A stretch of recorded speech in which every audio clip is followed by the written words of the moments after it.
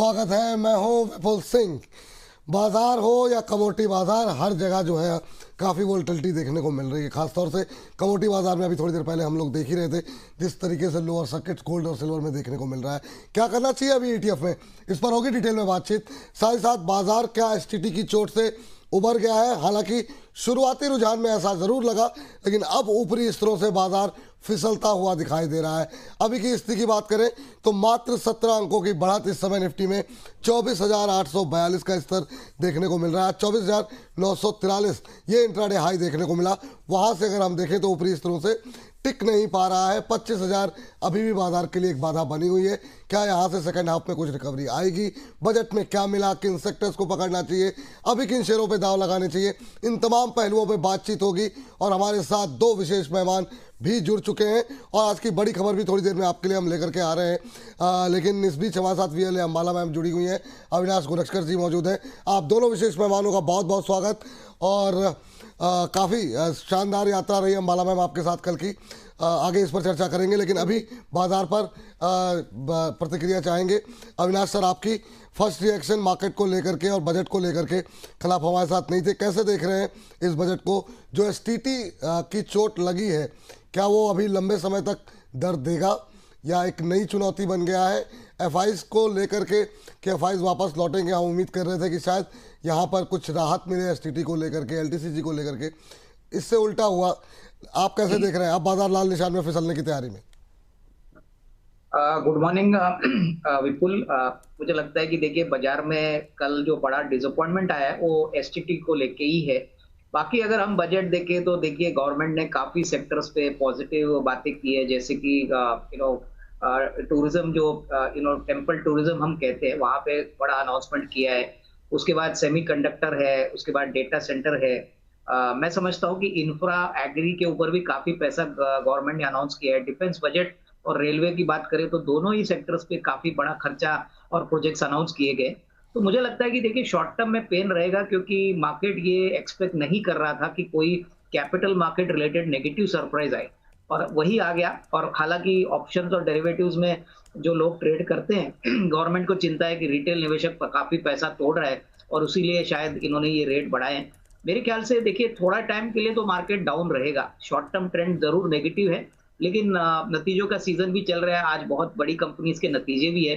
तो मोटा मोटी मुझे लगता है कि देखिए, स्टॉक स्पेसिफिक रवैया इन्वेस्टर्स को अपनाना चाहिए। अभी भी काफी अच्छे मौके हैं बाजार में, लेकिन सेंटिमेंट खराब होने के कारण हो सकता है कि शॉर्ट टर्म में स्टॉक्स ना चले। लेकिन नजरिया 6 to 12 मंथ्स का अगर किसी का है तो मुझे लगता है कि बहुत अच्छा मौका है थोड़ा थोड़ा एक्यूमुलेट करने के लिए, क्योंकि लॉन्गर टर्म पिक्चर काफी साफ है। इनफैक्ट आज मैं GST के नंबर्स पढ़ रहा था। जनवरी में 6.5% से GST की कलेक्शन बढ़ी है, 1.93 लाख करोड़। तो डेफिनेटली इसका मतलब है कि इकोनॉमी ट्रैक पे है। कहीं ना कहीं मार्केट को थोड़ा नेगेटिव झटका लगा है। शॉर्ट टर्म में थोड़ा नेगेटिव पेन होगा विपुल, लेकिन हमको काफी कॉन्फिडेंस है कि अगले 6-12 महीने में निवेश के पॉइंट ऑफ व्यू से अच्छा मौका है, रिस्क रिवॉर्ड काफी अच्छा मिलेगा। जी, चलिए, ये बात है। यहाँ पर मैम, ऊपर से बाजार फिसलता हुआ अभी क्या लग रहा है? आज क्या फिर सेकंड हाफ में टूटेगा बाजार और क्या ये गिरावट थोड़ी सी गहराती हुई दिखाई दे सकती है? 24,811, 24,808 ये अब लेवल्स देखने को मिल रहे हैं। क्या फिर से 24,700 के नीचे जाता हुआ निफ्टी दिखाई दे रहा है यहाँ से आपको? अंबाला मैम, थोड़ा स्क्रीन फ्रीज हो रहा है, तो ये मेरे लिए हो रहा है या फिर? अब आपका शायद आपका नेट कनेक्शन शायद प्रॉब्लम कर रहा है। फ्रीज हो रही है बार बार आप। चलिए, अब मैं कोशिश करता हूँ PCR की टीम से जरा एक बार आपको कनेक्ट कर सके। अभी आवाज मिल रही है आपको?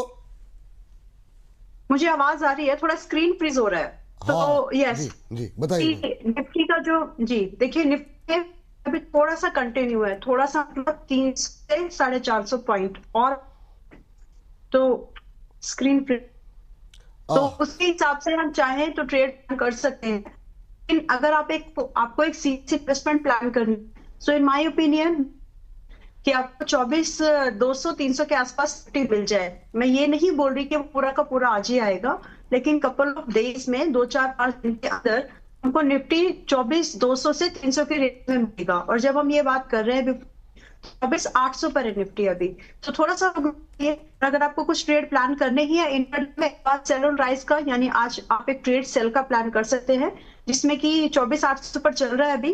टारगेट आप रखिए लगभग यहाँ पर 24,700, 24,600 का पहला टारगेट और 24,500 का दूसरा टारगेट। 24,600 कितना आपने बताया? 650 कितना बोला है? 680, 24,680 पहला टारगेट और दूसरा टारगेट लगभग 24,500 लगभग आसपास में आप लगा करके चल सकते हैं। और जो स्टॉप लॉस है आप मान के चले कि इंट्राडे है, स्टॉप लॉस दिमाग में जरूर 24,800 पर आया है, हमारा स्टॉप लॉस यहाँ पर 24,70 का है। आपकी आवाज़ काफ़ी ब्रेक हो रही है मैम, लेकिन ये है कि आपने जो लेवल बता दिए ना, उससे बहुत लोगों का बीपी वैसे ही बढ़ा हुआ है गोल्ड सिल्वर की गिरावट को लेकर के, और लोगों के जो ETF में पैसे डूब रहे हैं। खैर PCR की टीम जरा आपसे कनेक्ट करने की कोशिश करेगी, कुछ प्रॉब्लम होगी तो हम फ़ोन पे कनेक्ट करेंगे आपको। लेकिन अम्बाला जी मान रही हैं कि यहाँ से 24,200 24,300 तक के लेवल देखने को मिल सकते हैं। इंट्राडे में 24,680 और 24,500 तक के लेवल देखने को मिल सकते हैं। ये आज से कल तक की रेंज है। अभी ये मतलब रेंज कितने दिन की है ये अभी हम समझने की कोशिश करेंगे, लेकिन ये बाज़ार के अंदर थोड़ा सा यहाँ पर और ज़्यादा डाउन साइड जो है वो अम्बाला मैम देख रही हैं। सर ये क्या मतलब ये पेन इतना गहराएगा क्या अभी, और अभी क्या करें फिर? अब मतलब 1.5 साल से तो वेट कर ही रहे हैं बड़ी मुश्किल से हम लोग। ठीक है इंडेक्स जो है उतना नहीं टूटा है, लेकिन लोगों के पोर्टफोलियो तो काफ़ी डाउन हो गए ना, मिड कैप में स्मॉल कैप में जो पेन देखने को मिल रहा है। अविनाश सर, लोग तो 1.5 साल से बैठे हुए हैं, अभी उनके लिए क्या करना चाहिए? जिन लोगों ने पोर्टफोलियो चर्निंग नहीं की, बदलाव नहीं किया, तो उनके पोर्टफोलियो तो सबके डाउन है। नहीं, बिल्कुल बिल्कुल आपने सही कहा, लेकिन देखिए एक जो मेजर रीजन और भी है जहाँ पे बाजार क्यों गिरा है, वो इसलिए गिरा है क्योंकि सोना और चांदी, आज मैं देख रहा था कि चांदी की कीमतें और 10% नीचे गई है। तो जब तक सोना चांदी में गिरावट आएगी, रुपया भी वीक हो चुका है, मेरे ख्याल से ये दोनों फैक्टर भी रिस्पॉन्सिबल है कि मार्केट का सेंटिमेंट खराब है। और कल तो कोई एक्सपेक्ट नहीं कर रहा था कि STT पे टैक्स रेट बढ़ेंगे। तो मोटा मोटी यही है कि देखिए अभी तो नतीजों का सीजन चल रहा है। मेरे ख्याल से जब तक US इंडिया ट्रेड डील नहीं होती, जब तक रुपया स्टेबलाइज नहीं होता, मेरे ख्याल से मार्केट थोड़ा सा चिंता में है। अभी 5 तारीख को RBI की पॉलिसी भी है, तो पॉलिसी में क्या आता है, अगर मान के चलिए कि 25 बेसिस पॉइंट कट आता है तो थोड़ी रियायत आपको मिलेगी, क्योंकि मार्केट इस इंटरेस्ट कट को डेफिनेटली एनकरेज करके समझेगा। तो मोटा मोटी अभी तो थोड़ा मार्केट कंसोलिडेट करेगा। इंडेक्स लेवल पे आपने सही कहा कि इतना शायद मार्केट गिरा नहीं है, लेकिन अगर आप स्टॉक स्पेसिफिक की बात करें तो डेफिनेटली इसमें मेरे ख्याल से थोड़ा सा टाइम फ्रेम, कम से कम 3 से 6 महीना आपको इंतजार तो करना ही पड़ेगा। जून के बाद होपफुली, बारिश के बाद आपको हो सकता है कि अच्छी खासी वापस आपको एक अच्छी ट्रेंड देखने को मिलेगी। मेरे ख्याल से थोड़ा पेशेंस और रखना जरूरी रहेगा। शॉर्ट टर्म में आपको ये नेगेटिव सरप्राइज सहना ही पड़ेगा, अदरवाइज मार्केट्स में कोई शॉर्ट टर्म रिवॉर्ड आएगा ऐसा लगता नहीं। अम्बाला मैम जुड़ चुकी है क्या हमारे साथ? Yes, I have joined. हाँ अम्बाला मैम, सर्दी दिल्ली में बढ़ रही है, काफ़ी कोहरा है, हम लोग को ऑफिस आने में दिक्कत हो रही है, फ्रीज आप हो रही है। वहाँ पे कितनी ठंड पड़ रही है मैम कि आप फ्रीज हो रही हैं? नहीं इतना नहीं है यहाँ पर, नागपुर इज फाइन। चलिए ठीक है, अभी आपने स्टॉप लॉस क्या बोला ये जरा बताइए, और ये जो आपने लेवल्स बताए हैं 24,680 24,500 ये इंट्राडे के लिए हैं क्या, और दूसरा 24,200 और 300 के लेवल कब तक देख रही हैं आप? ये तो आपने वैसे ही धड़कने बढ़ा दी हैं लोगों की जो दर्शक देख रहे हैं। तो 680 तो मैं आज देख रही हूँ, 500 आप स्विंग के हिसाब से देख लीजिए। धड़कने बढ़ने की जरूरत नहीं है, देखिए जो दिखेगा वो बोलना लगता ही है। और रही बात 24,200 300 का भाव, वन ट्रेडिंग मतलब एक हफ्ता पूरा, आज हम हैं 2 फेब पर आ गए हम लोग। आप 10-11 फेब तक 24,200 300 की एक्सपेक्टेशन रख सकते हैं। उसके बाद आपको सेक्टर वाइज कुछ मोमेंटम, निफ्टी के जो हैवी वेट्स है जैसे कि आपका HDFC, रिलायंस, इनमें आपको मूवमेंट बाइंग साइड का होते हुए दिखना शुरू हो जाएगा, एंड एक्चुअली वही लीड भी करेंगे। तो अभी फिलहाल के लिए 24,200 300 इस लाइक 10 फरवरी तक का एक टारगेट है। 24,680 इंट्राडे का टारगेट है, 24,500 2 एक दिन का टारगेट है। It's like this. तो अभी क्या करें फिर, मतलब स्टॉक्स पे भी नजर रखें या बाजार से और कमोडिटी बाजार से सब जगह, मतलब वो क्या है झोला उठा करके अभी बाहर के लिए कुछ दिन के लिए ब्रेक ले लें मार्केट से?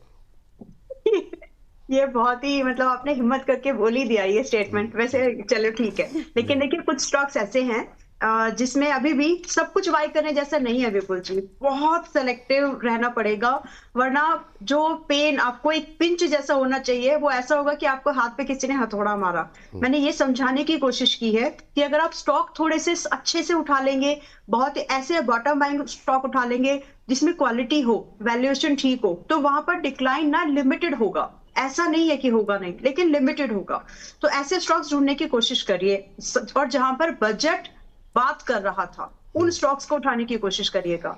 सो in my opinion PFC is something, जो पावर फाइनेंस कॉर्पोरेशन है, एनर्जी का फाइनेंसिंग की जब बात आती है चाहे किसी भी तरह के प्रोजेक्ट्स हो, तो पीएफसी को you can keep on your radar. Dixon technology बहुत गिर गया है, आपका ईएमएस पर भी फोकस था, थोड़ा बहुत डेटा सेंटर रिलेटेड स्टॉक्स पर भी फोकस था, तो डिक्सन आज की डेट में 10,300 पर आया है। कल भी इसमें कॉल थी, उसमें आप चाहें तो इसमें एंट्री बनाने के बारे में एक लो रिस्क पर 9,000 रुपए का स्टॉप लॉस रखो, और डिक्सन को 10,300 के आसपास खरीद के हम यहाँ पर 11,000 से लेकर के 14,000 के भाव देख सकते हैं, यानी मोटा मोटा 7-8% से लेकर के 40% की अपसाइड डिक्सन टेक्नोलॉजी में मिल सकती है, रिस्क 7-8% का ही। पीएफसी में भी करंट प्राइस पर बाइंग अपॉर्चुनिटी बनती है, but these are not the short term targets नहीं है ये। पीएफसी में ट्रेड अगर आप आइडिया मान रहे हैं तो it is a kind of an investment idea. तो 381 पर है, अभी खरीदने की कोशिश कर सकते हैं, जहां से हमको जो फर्दर टारगेट है 400 रुपए इंट्राडे या फिर स्विंग का टारगेट आप मान के चलें, लेकिन 400 से लगभग 450 का जो भाव है आपको एक महीने में आ जाना चाहिए। फर्दर अगर आप इसमें एक्सपेक्टेशन रख रहे हैं कि ये 500 तक जा सकता है, but you got to give it time. अब वो 6 महीने लगेंगे कि 1 साल, वो मैं यहाँ पर स्पेसिफाई नहीं कर सकती, बट एक मोमेंटम तो पीएफसी में बन जाएगा, और रिस्क भी छोटा है। अगर ये रिस्क आप ले सकते हैं, 30-35 पॉइंट रुपए का ही रिस्क है, 380 पर लेने वालों के लिए स्टॉप लॉस 355 रुपए का, तो आप यहाँ पर एक रिस्क रिवॉर्ड देख लीजिए पहले टारगेट की अपेक्षा, इफ सुटेबल तो आप इसमें एंट्री बना सकते हैं, बाकी स्विंग में तो फेवरेबल है ही। स्विंग में तो फिर है ही। स्विंग में मैम 400 पहला टारगेट दिया ना आपने, 19 रुपए हाँ ऊपर।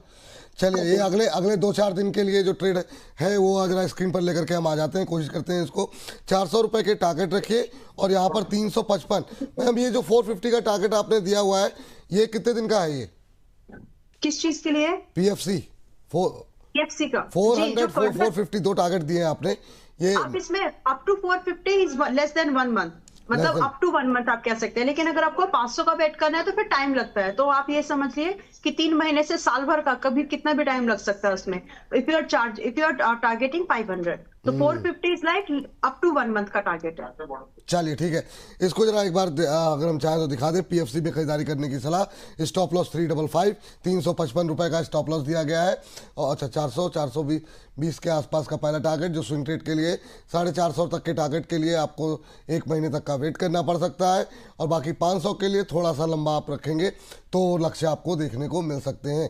फिलहाल के लिए पीएफसी 381 के आसपास ट्रेड करता हुआ शुरुआती कारोबारी सत्र में यहाँ पर तेजी देखने को मिली थी, थोड़ा सा सुस्ताता हुआ, ठंडा होता हुआ, लेकिन यहाँ पे नज़रें बना करके चलिए, और जैसे जैसे यहाँ पर कोई तेज अपवर्ड मूवमेंट या फिर डाउनवर्ड मूवमेंट देखने को मिलेगा, हम दोबारा स्क्रीन पर इसको दिखा लेकर के आएंगे, या फिर अंबाला मैम यहाँ पर कोई अगर बदलाव परिवर्तन करना चाहें स्टॉप लॉस और टारगेट में, तो भी इसको दोबारा लेकर के आएंगे।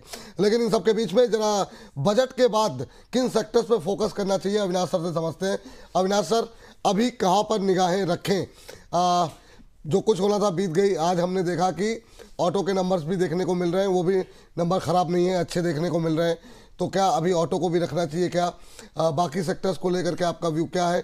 क्या पोर्टफोलियो में बदलाव करने का वक्त है ये बजट के बाद?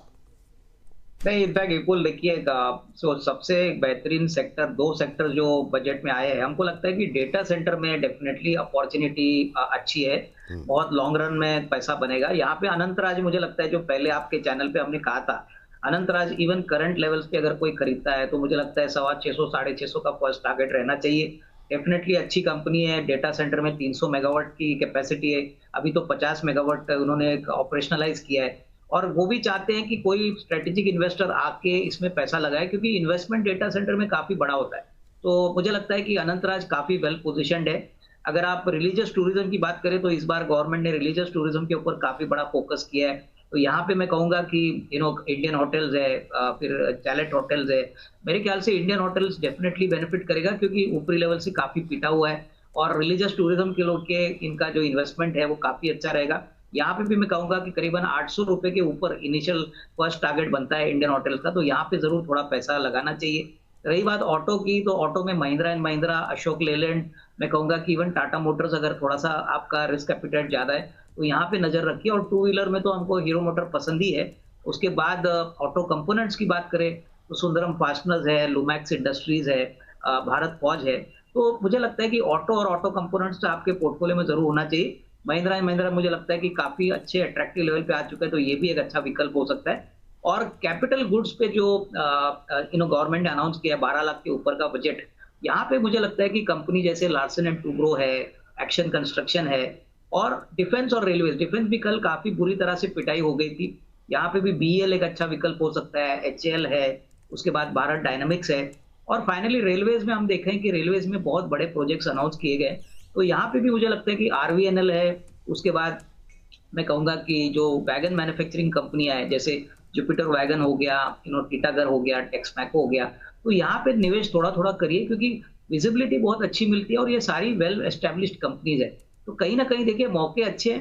कंजम्पशन को भी लेके मेरे ख्याल से ओवरऑल जीडीपी की जो कटौती हो गई है वहां पे भी पैसा आएगा, लेकिन थोड़ा धीरे धीरे ये सेक्टर चलेंगे। तो एफएमसीजी और ओवरऑल कंजम्पशन को लेके जो कंज्यूमर ड्यूरेबल सेक्टर है वहां पे भी थोड़ा बहुत बेनिफिट मिलना चाहिए। बट ये सारे सेक्टर्स और स्टॉक्स हमने जो कहे विपुल, इसका नजरिया कम से कम 6 to 12 मंथ्स रखें। चलिए ठीक, यहाँ पर बड़े बड़े नाम जो है मुझे लगता है एक बार आपको पीछे जा करके पूरा सुनना चाहिए। लेकिन अगर एक या दो थीम की बात करें तो डेटा सेंटर में अनंतराज अच्छा लग रहा है, 650 के टारगेट। रिलीजियस टूरिज्म को लेकर के जो बात की गई है उसके लिए इंडियन होटल अच्छा लग रहा है, इस 800 के टारगेट। इसके अलावा ऑटो में एमएनएम, अशोक लेलैंड अच्छा लग रहा है। इसके अलावा सुंदरम फास्टनर जैसे शेयरों पे भी निगाहें रखिए। और बड़ी फहरिस्त बताई गई है। फिर से अगर आप पोर्टफोलियो बनाना चाह रहे हैं और कुछ एक सेक्टर ऐसे हैं जहां पर आपको लॉस हो रहा है, तो इस तरीके से आप इसको जो है रिविजिट कर सकते हैं। चलिए इस बीच जो है आगे बढ़ते हैं और एक दो काउंटर और लेकर के फिर आज की बड़ी खबर का रुख करेंगे। और इस बीच जो है एक दो दर्शकों की टिप्पणी ले लेते हैं। काफ़ी लोगों के सवाल इरिडा को लेकर के बढ़े हुए हैं। अंबाला मैम जरा देखिए इरिडा में अब क्या करें। काफ़ी कुछ बजट के अंदर जो है फोकस जो आया वो न्यूक्लियर एनर्जी को लेकर के रहा। अभी इरिडा को लेकर के क्या करें, मतलब अब 125 के आसपास आ गया है, काफ़ी टूट चुका है। अब इन लेवल्स पे कोई गुंजाइश है रिकवरी की, क्या स्ट्रेटजी होनी चाहिए? यहाँ पर मुझे लगता है कि विपुल जी खरीदने की कोशिश होनी चाहिए, क्योंकि न्यूक्लियर एनर्जी की जो बात की है, तो आपने जब इससे पहले न्यूक्लियर शांति की बात की थी तो आपका एक सवाल आया था, तो जो रिन्यूएबल एनर्जी वाले स्टॉक है वो टूट जाएंगे क्या, या फिर उन स्टॉक से दूरी बना करके रखे। तो इसमें आप जवाब इस तरह से हम देखेंगे कि जो बाकी जो शांति प्रोजेक्ट है वो एक प्रोलॉन्ग प्रोजेक्ट है, उसको टाइम लगेगा। यस, बजट आउटले उधर जाएगा, लेकिन जो पुराने रिन्यूएबल एनर्जी की जो इन्वेस्टमेंट है, जो कमिटमेंट्स है, उनको किसी भी हद में ऐसा नहीं बोला गया कि काट दिया जाएगा। न्यू आउटले नहीं है, दैट्स ट्रू। सो फिलहाल के लिए अगर आप रिन्यूएबल एनर्जी पर भी गवर्नमेंट इज फोकस्ड, इस चीज को हमको समझ लेना ही चाहिए। तो फिलहाल के लिए इरेडा खरीदने लायक लगता है। आप इसको ऐसे रख लीजिए कि बस आपको 125-126 की रेंज पर खरीदना है। स्टॉप लॉस डिफाइंड रखिए 115 रुपए का। इसके भी नीचे जा रहा है मतलब there is something really wrong, जो बाद में कभी मार्केट में प्राइस होगा, दिखेगा न्यूज में। बट अगर 115 का भी स्टॉप लॉस से काट रहा है तो तब छोड़ देना है। तो 115 रुपए के स्टॉप लॉस पर फ्रेश लॉन्ग कर सकते हैं in my opinion. If somebody wish to add here, वो ऐड कर सकते हैं। सेइंग दिस, जो मुझे यहाँ पर एक पॉसिबल टारगेट पहला दिखता है वो 140 का है, देन 175 का एक टारगेट हमको यहाँ पर 6 मंथ, 6 महीने के दायरे पर दिखने के लिए पॉसिबिलिटीज बन रही है। तो थोड़ा सा सोच समझ के, अगर आपको लग रहा है कि स्टॉप लॉस ज्यादा लग रहा है आपको 115 पर, तो एक्सपोजर लिमिट कर लो, क्योंकि जो range to trade as a target है वो ठीक ठाक ही है। मैम डिक्सन पे जरा एक बार टारगेट फिर से बता देंगे क्या अपना डिक्सन टेक्नोलॉजी को लेकर के क्या टारगेट दिए हैं आपने? डिक्सन पे जो पहला टारगेट है अभी करंट लेवल पर बाय कर सकते हैं, वही है 10,300 के आसपास ही है। जो पहला टारगेट यहाँ पर है, आप कम से कम मतलब 1-2 दिन के हिसाब से देख रहे हैं तो 11,200 के आसपास एक पहला टारगेट आप एज्यूम करो, एक्सपेक्ट करिए। बाकी अगर आप होल्ड कर सकते हैं तो 14,000 तक ये जा सकता है अपने स्ट्रेच्ड मूव पे। तो फिलहाल के लिए इट्स अ बाय। और 11,200 पहला टारगेट है, लगभग 1000 पॉइंट का। और यहाँ से जो स्टॉप लॉस है वो 9,000 का यहाँ पर स्टॉप लॉस मेंटेन करना है। तो पहला टारगेट इज लाइक 11,200, अगर आपको दूसरे पड़ाव का टारगेट भी देखना है तो आप लगभग इसको 12,500 मानिए, और फाइनल टारगेट जो है जहां पर सब पोजीशन मेरे हिसाब से बुक हो जानी चाहिए, दैट इज 14,000। ये बात जो है यहाँ पर निकल करके आई है। चलिए इस बीच जो है एक टिप्पणी और लेते हैं अपने दर्शक की, और उसके बाद से आज का जो है अगला सेगमेंट शुरू करते हैं हम। आज का पहला सेगमेंट, मैम काफी लोग जानना चाह रहे हैं कि जी हाँ, कल मैंने नेचुरल गैस का एक ट्रेड दिया था, उसका स्टॉप लॉस हिट हो गया है ओके ओके 370 पर। सो प्लीज जो भी लोग नेचुरल गैस के उस ट्रेड में थे, आप अपने लॉस को, क्योंकि 370 का स्टॉप लॉस था, हिट हो गया, प्लीज बुक इट। ठीक है। तो नेचुरल गैस में जिन लोगों ने भी पोजीशन बनाई है, स्टॉप लॉस हिट हो गया है, निकल जाइए। काफ़ी वोलेटिलिटी है बाजार के अंदर, कमोडिटी मार्केट के अंदर खास तौर से, तो वहाँ पर संभाल करके चलें। टारगेट स्टॉप लॉस दोनों का ख्याल रखें, इसको ध्यान में रखते हुए ही ट्रेड को इनिशिएट करें। ये आप लोगों के लिए सबसे बड़ी सलाह यहाँ पर है। और इस बीच संतोष जी लिख रहे हैं विपुल जी, अम्बाला जी मैडम को, ओ अविनाश जी को गुड मॉर्निंग। विपुल जी आपका गला खराब हुआ है, आप रेस्ट लेना आपके लिए उचित है। धन्यवाद सर चिंता करने के लिए। आपके शेयरों पे अभी हम लोग बातचीत करेंगे। गोल्ड और सिल्वर ETF को लेकर के जानना चाह रहे हैं, बिल्कुल अभी थोड़ी देर में बातचीत करते हैं सर इसको लेकर के। काफ़ी जो है काफ़ी लोग परेशान हैं, तो इसको लेकर निश्चित रूप से बात होगी मैम। लेकिन Avinash sir, bank of Baroda, ये एक हमारे दर्शक जानना चाह रहे हैं अभी बैंकों को लेकर के क्या ओपिनियन है आपकी, खास तौर से तब जबकि काफ़ी कुछ जो है हम, अच्छा अम्बाला मैम कुछ कहना चाह रही हैं क्या आप? हाँ जी, आज मैं 140-160 पर ग्रो पर एंट्री चल रही थी। हाँ। आज 160 पर है, मैं इसमें अर्ली एग्जिट देना चाहती हूँ एट नो लॉस। थोड़ा बहुत प्रॉफिट है तो आपका, लेकिन मेरे कंडीशन में ये आप एट पार इसमें एग्जिट ले लीजिए। सो ग्रो पर दोबारा जब एंट्री करनी होगी will let you know, but अभी के लिए इट्स एन एग्जिट।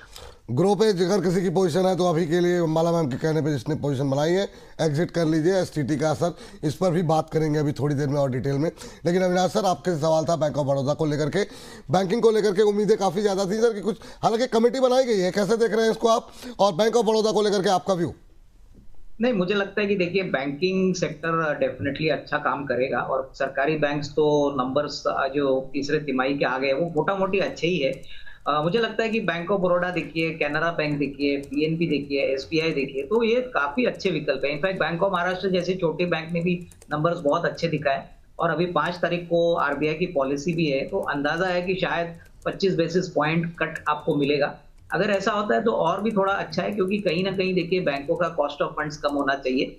और मोस्ट इंपॉर्टेंटली मुझे लगता है कि देखिए अगर इकोनॉमी में ग्रोथ है, जैसे आज मैं कह रहा था कि जनवरी में 6.5% का ग्रोथ GST के कलेक्शन में हो चुका है, प्लस जो भी GST की कटौती है वो आपको चौथी तिमाही में और आने वाले साल में ग्रेजुअली देखने को मिलेगी, तो कंजम्पशन तो बढ़ने वाला है। मेरे ख्याल से गोल्ड और सिल्वर का ही एक सबसे बड़ा प्रॉब्लम है।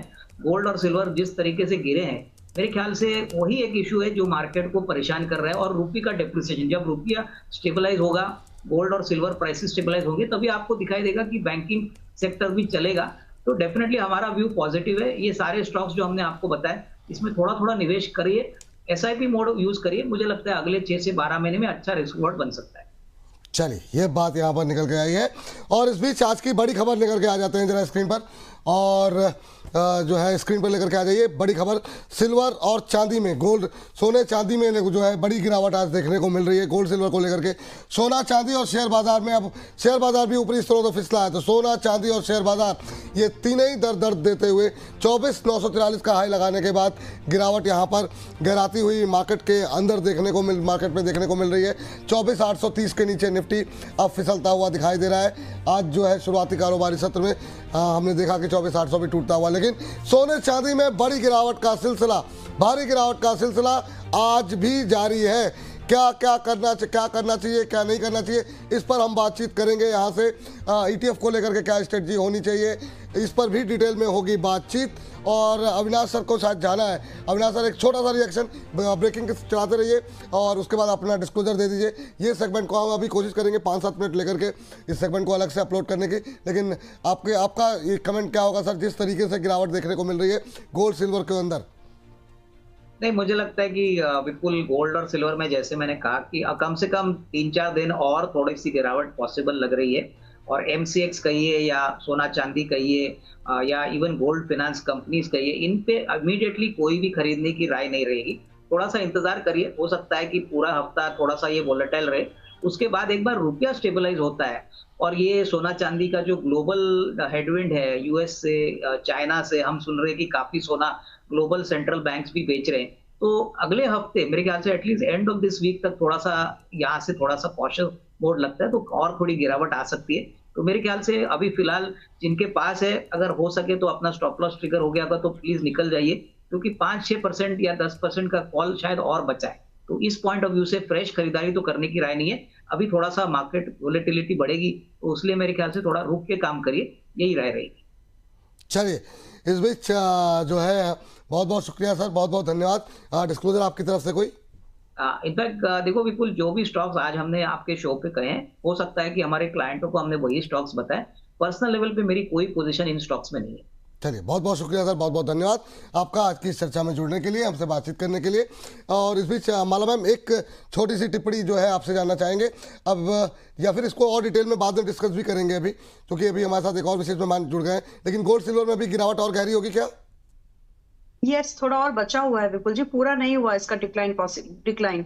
और स्टॉक जो कॉपर हुआ, नेचुरल एल्यूमिनियम हुआ, आज पुल बैक पे है, तो इस पुल बैक में नहीं खरीदना है। एक सही भाव आने पर ही इनमें कोई खरीदारी का व्यू बनाइए। तो हो सकता है कि इन स्टॉक्स के जरिए से हमको एमसीएक्स में आज पुल बैक देखने के लिए मिले। डोंट एज्यूम कि ये पुल बैक सस्टेनेबल वाला है, थोड़ा सा और डिक्लाइन बाकी है। अगर इसको परसेंटेज वाइज मुझे कमोडिटी कॉमेक्स में बात करनी है, क्योंकि ईटीएफ का डिक्लाइन ज्यादा होगा, क्योंकि उसमें सर्ज भी वैसा था, अपसाइड भी वैसी थी। तो कमोडिटी अगर मैं निफ्टी आपके सिल्वर की बात करूं तो कम से कम यहाँ से आप मानिए कि और 10% बचा हुआ है कम से कम। और गोल्ड में लगभग 8 से 7-8% का और डिक्लाइन पॉसिबल है। तो ये एक तैयारी रखिए। अब इसको एनकैश करना है, अगर आपको आता है तो आप पुट्स को बाय कर सकते हैं, सिल्वर, माइक्रो, मिनी, जो भी आपको आपके जितना पैसा लगा है उसके हिसाब से कितना आपको करना चाहिए वो आप देख लो। लेकिन जो भी आपका पैसा लगा है, अगर आप उसको चाहें तो अप टू 3% पैसे से आप अपने ऑप्शन से इसको हेज कर सकते हैं, सो दैट जब ये प्राइस नीचे जा रहे हैं तो आपके हाथ में थोड़ा पैसा आ जाएगा उस पुट से, एंड देन यू जब एक लेवल वो आ जाए तो वही पैसा मार्केट में अगर चाहे तो एवरेज के लिए लगा सकते हैं। तो ये एक व्यू है जहां पर आप ये मान के चले कि कमोडिटी मार्केट में थोड़ा सा गिरावट और है, लेकिन वो थोड़ा सा ही है, ये 50-60% वाला अब नहीं है। ठीक मैम, इस पे अभी और डिटेल में आपसे बातचीत करेंगे, है ना, इसको थोड़ा सा और समझना होगा। लेकिन हमारे साथ अब देवेंद्र चौकसी जी जुड़ चुके हैं, तो थोड़ी सी बातचीत उनसे कर लेते हैं। देवेंद्र सर, पहले तो बहुत बहुत स्वागत सर आपका आज की इस चर्चा में जुड़ने के लिए। और बजट का दिन सर गुजर गया, जितनी रिलीफ की उम्मीद थी शेयर बाजार के निवेशकों को उतनी मिली नहीं सर, बल्कि जाते जाते थोड़ा दर्द ही मिल गया एसटीटी का। उम्मीद थी कि शायद विदेशी निवेशकों को लाने के लिए कुछ कदम होंगे। आप कैसे देख रहे हैं सर, और इस कदम की आवश्यकता थी क्या? सो गुड मॉर्निंग विपुल जी। मैं ऐसा समझता हूँ कि आई थिंक बजट एक ऐसा डॉक्यूमेंट है जो अगले सालों का एक आई थिंक इंटेंशन भी रिफ्लेक्ट करता है। मेरे ख्याल से ये बजट के अंदर जो फाइनेंस मिनिस्टर ने आई थिंक 2 या 3 चीज के ऊपर ज्यादा भार दिया है। One of the most important thing I think they have encourage the new industries, particularly data centre, cloud computing along with semiconductors. एक सबसे बड़ा बदलाव है। मुझे समझ में आता है कि I think if you are bringing this kind of new industries into the economy, तो ग्लोबल जो इन्वेस्टर्स है, ग्लोबल कंपनियां हैं जो डेटा सेंटर का कारोबार कर रही है, जो सेमीकंडक्टर्स का कारोबार कर रही है, जो एआई के माध्यम से कारोबार कर रही है, उनके लिए आई थिंक आप आपके देश के अंदर एंट्री करने के लिए एक बहुत अच्छी एक अपॉर्चुनिटी दे रहे हो। बिकॉज आपने टैक्स फ्री कर दिया 22 साल तक, which is I think unheard of at any industry. Given 22 years of exemption, it is unheard of। मेरा ऐसा मानना है कि with this kind of measures, the amount of foreign capital which can come into the country to create this capacity would be phenomenal। जैसे एक समय के अंदर मारुति और मारुति के एंसिलरी हमारे देश के अंदर आई थी, उसके बाद में जो हमारे देश के अंदर ऑटोमोबाइल क्षेत्र का जो पावर बढ़ा है, वही रेफरेंस लेके चलते हैं कि डेटा सेंटर के अंदर उनकी एंसिलरी के साथ में अगर बड़ी कंपनी आती है तो मैं ऐसा समझता हूँ कि this is a game changer move, and I think उसकी इम्पैक्ट अगले सालों में बहुत अच्छी तरह से फील होनी चाहिए, because overall it will create the environment in the economy. दूसरी जो चीज के ऊपर ये गवर्नमेंट ने जो ध्यान दिया उसके अंदर they are basically now promoting urbanisation of cities. Which means के म्यूनिसिपैलिटी को आप for every 1,000 crore worth of spending I think 100 crore की आप बॉन्ड की गारंटी दे रहे हो, तो शायद मैं ऐसा समझता हूँ कि गेम चेंजर वो गिना जाना चाहिए। Because with this kind of measures you are basically empowering cities to take up larger role going forward. जैसे आज मुंबई की म्यूनिसिपैलिटी है, 75,000 करोड़ की उनकी सालाना स्पेंडिंग है, और उनकी डिपॉजिट भी I think thousands of crore के अंदर, tens of thousands of crore के अंदर उसकी डिपॉजिट्स है। तो मैं समझता हूँ कि आई थिंक ये टाइप के मेजर्स है वो I think overall improvement of the particular economy की तरफ मार्गदर्शन देते हैं। एट द सेम टाइम जो हिसाब से उन्होंने रेयर अर्थ मेटल के लिए उन्होंने जो 3 कॉरिडोर्स खोले हैं, I think according to me this is again a very very powerful move. क्योंकि आई थिंक आपको इंपोर्ट डिपेंडेंसी कम करनी है और एट द सेम टाइम अपने देश के अंदर कारोबार बढ़ाना है। तो this is again going to give you the opportunity. और last but not the list, जो इंफ्रास्ट्रक्चर की रिक्वायरमेंट है, इसके अंदर 22 वाटरवेज, 7 हाई स्पीड रेलवेज, और at the same time I think 3 chemical zones, pharma के अंदर बायो सिमिलर के लिए आई थिंक जो नए मेजर्स दिए गए हैं, मैं समझता हूँ कि गवर्नमेंट ने बहुत अच्छी तरह से आगे का रोड मैप रखा है। Maybe corporate sector is going to come forward eventually, और मैं समझता हूँ कि this is going to attract a good amount of investment in the economy. So I consider this are very strong positive factor. आप STT का factor को अभी ध्यान में मत ले, because STT is a tax. करीबन आप समझ के चले कि 9-10 महीने के अंदर 45,000 करोड़ का एसटीटी कलेक्ट हुआ है। 12 महीने के अंदर FY26 तक करीबन आई थिंक 57 to 60,000 करोड़ के बीच में एसटीटी कलेक्ट होएगी। आई थिंक अगर आप ये नए रेट अप्लाई भी करते हो, फिर भी फ्यूचर्स एंड ऑप्शन के साथ में गिनो तो करीबन 15 से 17,000 करोड़ का एडिशनल एसटीटी कलेक्ट हो सकता है। उसके सामने मार्केट ने 6.5 से 7 लाख करोड़ का कल मार्केट कैपिटलाइजेशन के अंदर फॉल देखा है। मैं मानता हूँ कि I think this are some of the exceptional times जहां पे मार्केट पार्टिसिपेंट समझे बिना ऑपरेट कर रहा है। I think STT is not that big a cost. On the contrary, I think it should act as a deterrent, क्योंकि foreign traders are taking a lot of money out of the country and this is at the cost of Indian savings. So ये चीज के ऊपर जो ध्यान दिया है, I think it is a structural approach. So I would probably consider that is setting as a good measure, balancing measure, along with I think some of the good measures which I have already spoken about. तो ये I think positive दिखना चाहिए ये budget के अंदर। ठीक sir, 2 महत्वपूर्ण सवाल हैं सर। अब यहाँ से वो बड़ा ट्रिगर क्या होगा जिसकी वजह से जो FIIs हैं वो भारत की तरफ रुख करेंगे, क्योंकि अभी भी एक बड़ी चिंता जो है वो बनी हुई है। पूरे साल 1.5 साल से FIIs बेच रहे हैं, हमारे DIs खरीद रहे हैं। ये कब तक, मतलब ये अभी इसी कंटिन्यूएशन में मार्केट चलता हुआ दिखाई दे रहा है आपको? एक्चुअली FII की डेफिनेशन थोड़ी बदलनी जरूरी बनती है हमारे रेगुलेटर को। आई थिंक आपको इन्वेस्टर और ट्रेडर के बीच में आई थिंक एक सेपरेट कैटेगरी बनानी पड़ेगी। Most of the funds today which are coming into the from the global market into India, they are leverage funds, they are traded funds, they use algorithms to trade futures and options market.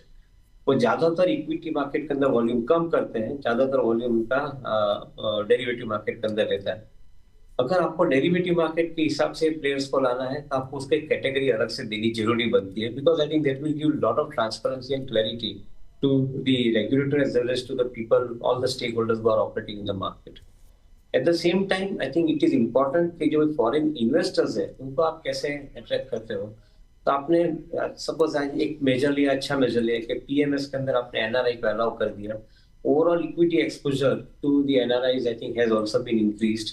So मैं समझता हूँ कि ऐसे जो move है they are very structurally positive move. And some of the global funds who are sovereign funds, long-term funds, which are fund of funds, उनको आपको यहाँ पे इंडिया के अंदर अट्रैक्ट करना चाहिए for investing into equity.